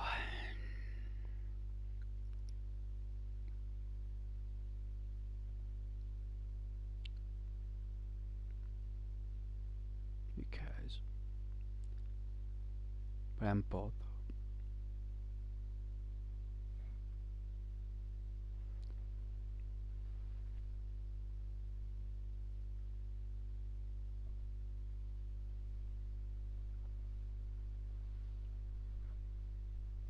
I just know for a fact that all this is rigged. It's all been rigged from the start. All of it.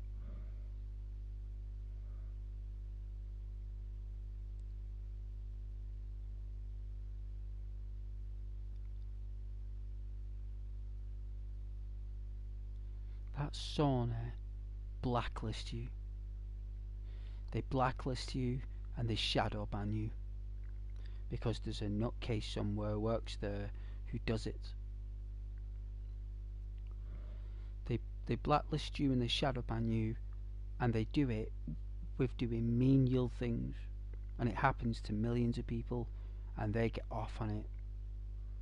They get off on it, and I have removed all my broadcasting from that foul platform, Sony. I mean, the console I love, you know. I ain't gonna take that away from Sony. Their consoles are amazing. The games are phenomenal. But that doesn't mean they can be like that. You know, it's just like even if you remove them off your console, they force you back on it. They force you back on it. If they feel like they want to do it, Sony will do it. And if you tell them about it, they laugh at you. And they're happy that they did it to you. They're glad. Because it's not people from Japan who moderate that. It's people from the UK. It's nutcases from the UK, like tyrants who work for these companies, who do these things because they feel they've got the power to. And they'll do anything to take a big massive dump on your efforts. Like they will. And they already have to me. They did it back in December with me. December, was it 18th or 19th or something? It was round about that time. They don't even tell you. Like, they can blacklist you, shadow ban you, remove your video, block you without even explaining why. They don't even have to give you a reason. They don't even have to contact you and say, "Oh, by the way, we've done this." Like they don't. They don't even have to. It's like something they just do in the background, because you actually haven't done anything wrong. But they articulate it as though it is. But it's not offensive. It's not offensive. It's just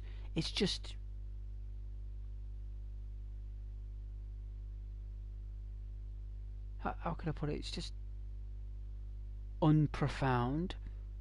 And because it's unprofound, they feel that it's within their best interest to just shadow ban someone just because they feel like it. Jeez. No wonder no one bought that PS6. No wonder that it'll make them bankrupt, that console. The Pro. That will bankrupt Sony by at least half of their equity. No one is buying that trash. And you know why, Sony? No one's buying your PS5 Pro. It's because it's a pile of trash. That's why. And your original PS5 does exactly the same. You expect people to believe that you've improved that graphics. You're going to need a TV that's like, oh man, like a cinema size to know the difference. You're going to need 2 cinema screens side by side and look at them both to see the difference in quality, and there'll be none. There isn't any. They just turn off the 60 frame lock. Why would you pay an extra £600 for a frame lock diffuser?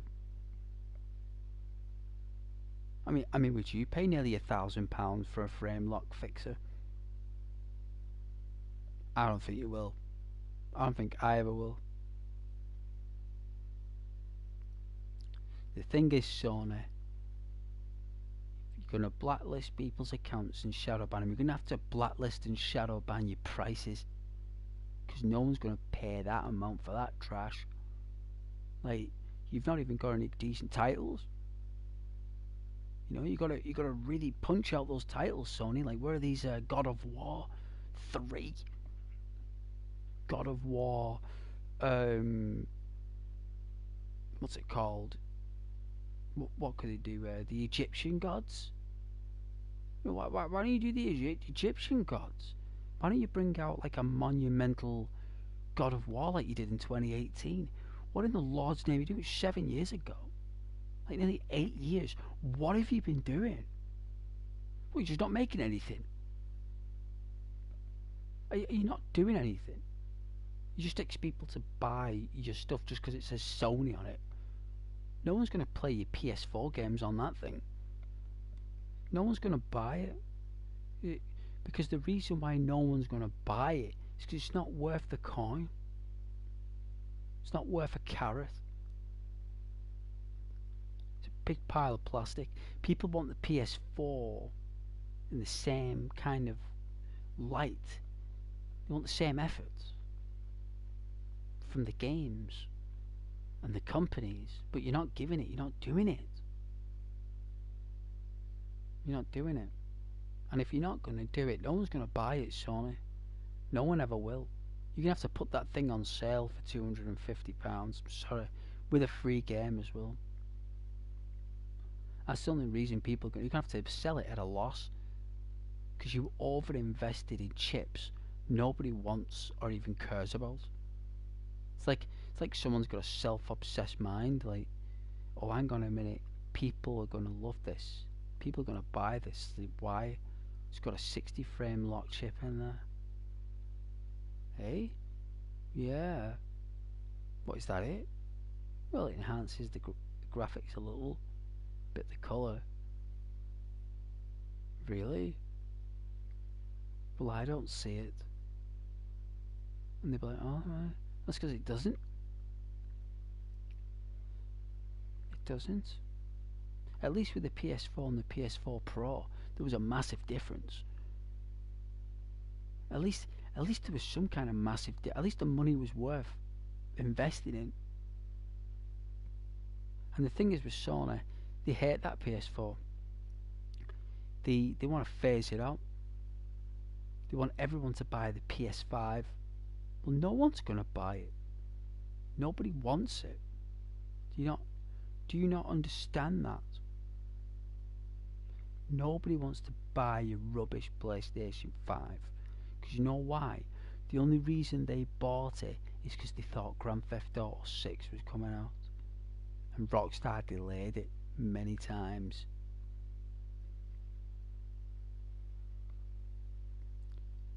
That's the only reason why they bought it. Because they want the revamped version of GTA 6 on the PS5.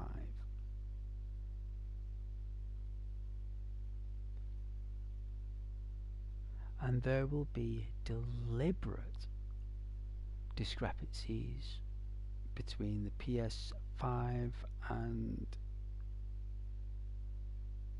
5 Pro, especially with GTA. Can't see a GTA coming out anytime soon, guys. I'm going to say it's going to come out in 2030, 2028. I don't know if it's coming out this year. Did they say October? I don't believe that. If that was coming out in October, we would have got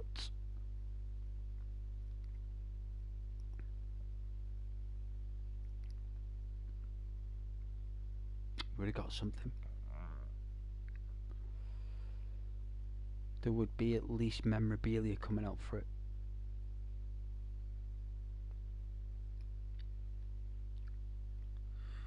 But I'm gonna get some sleep anyway. It's like what? 3 nearly. It's hit my limit there. I've got an appointment tomorrow anyway.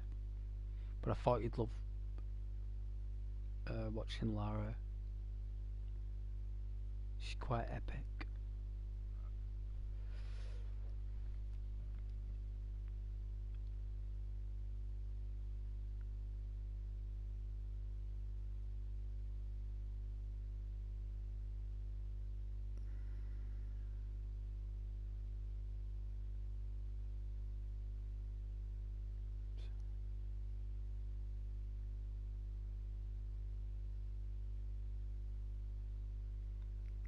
There you go. Brilliant.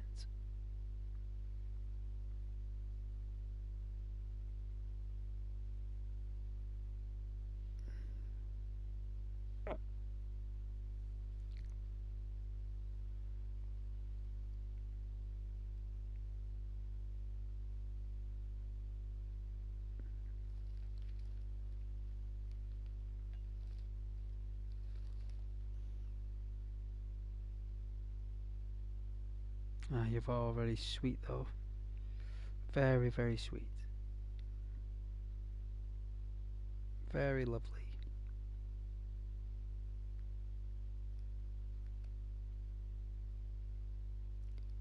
Been lovely this evening. It's been a pleasure to stream for you guys. Hope you enjoy, Lara. Good night and God bless.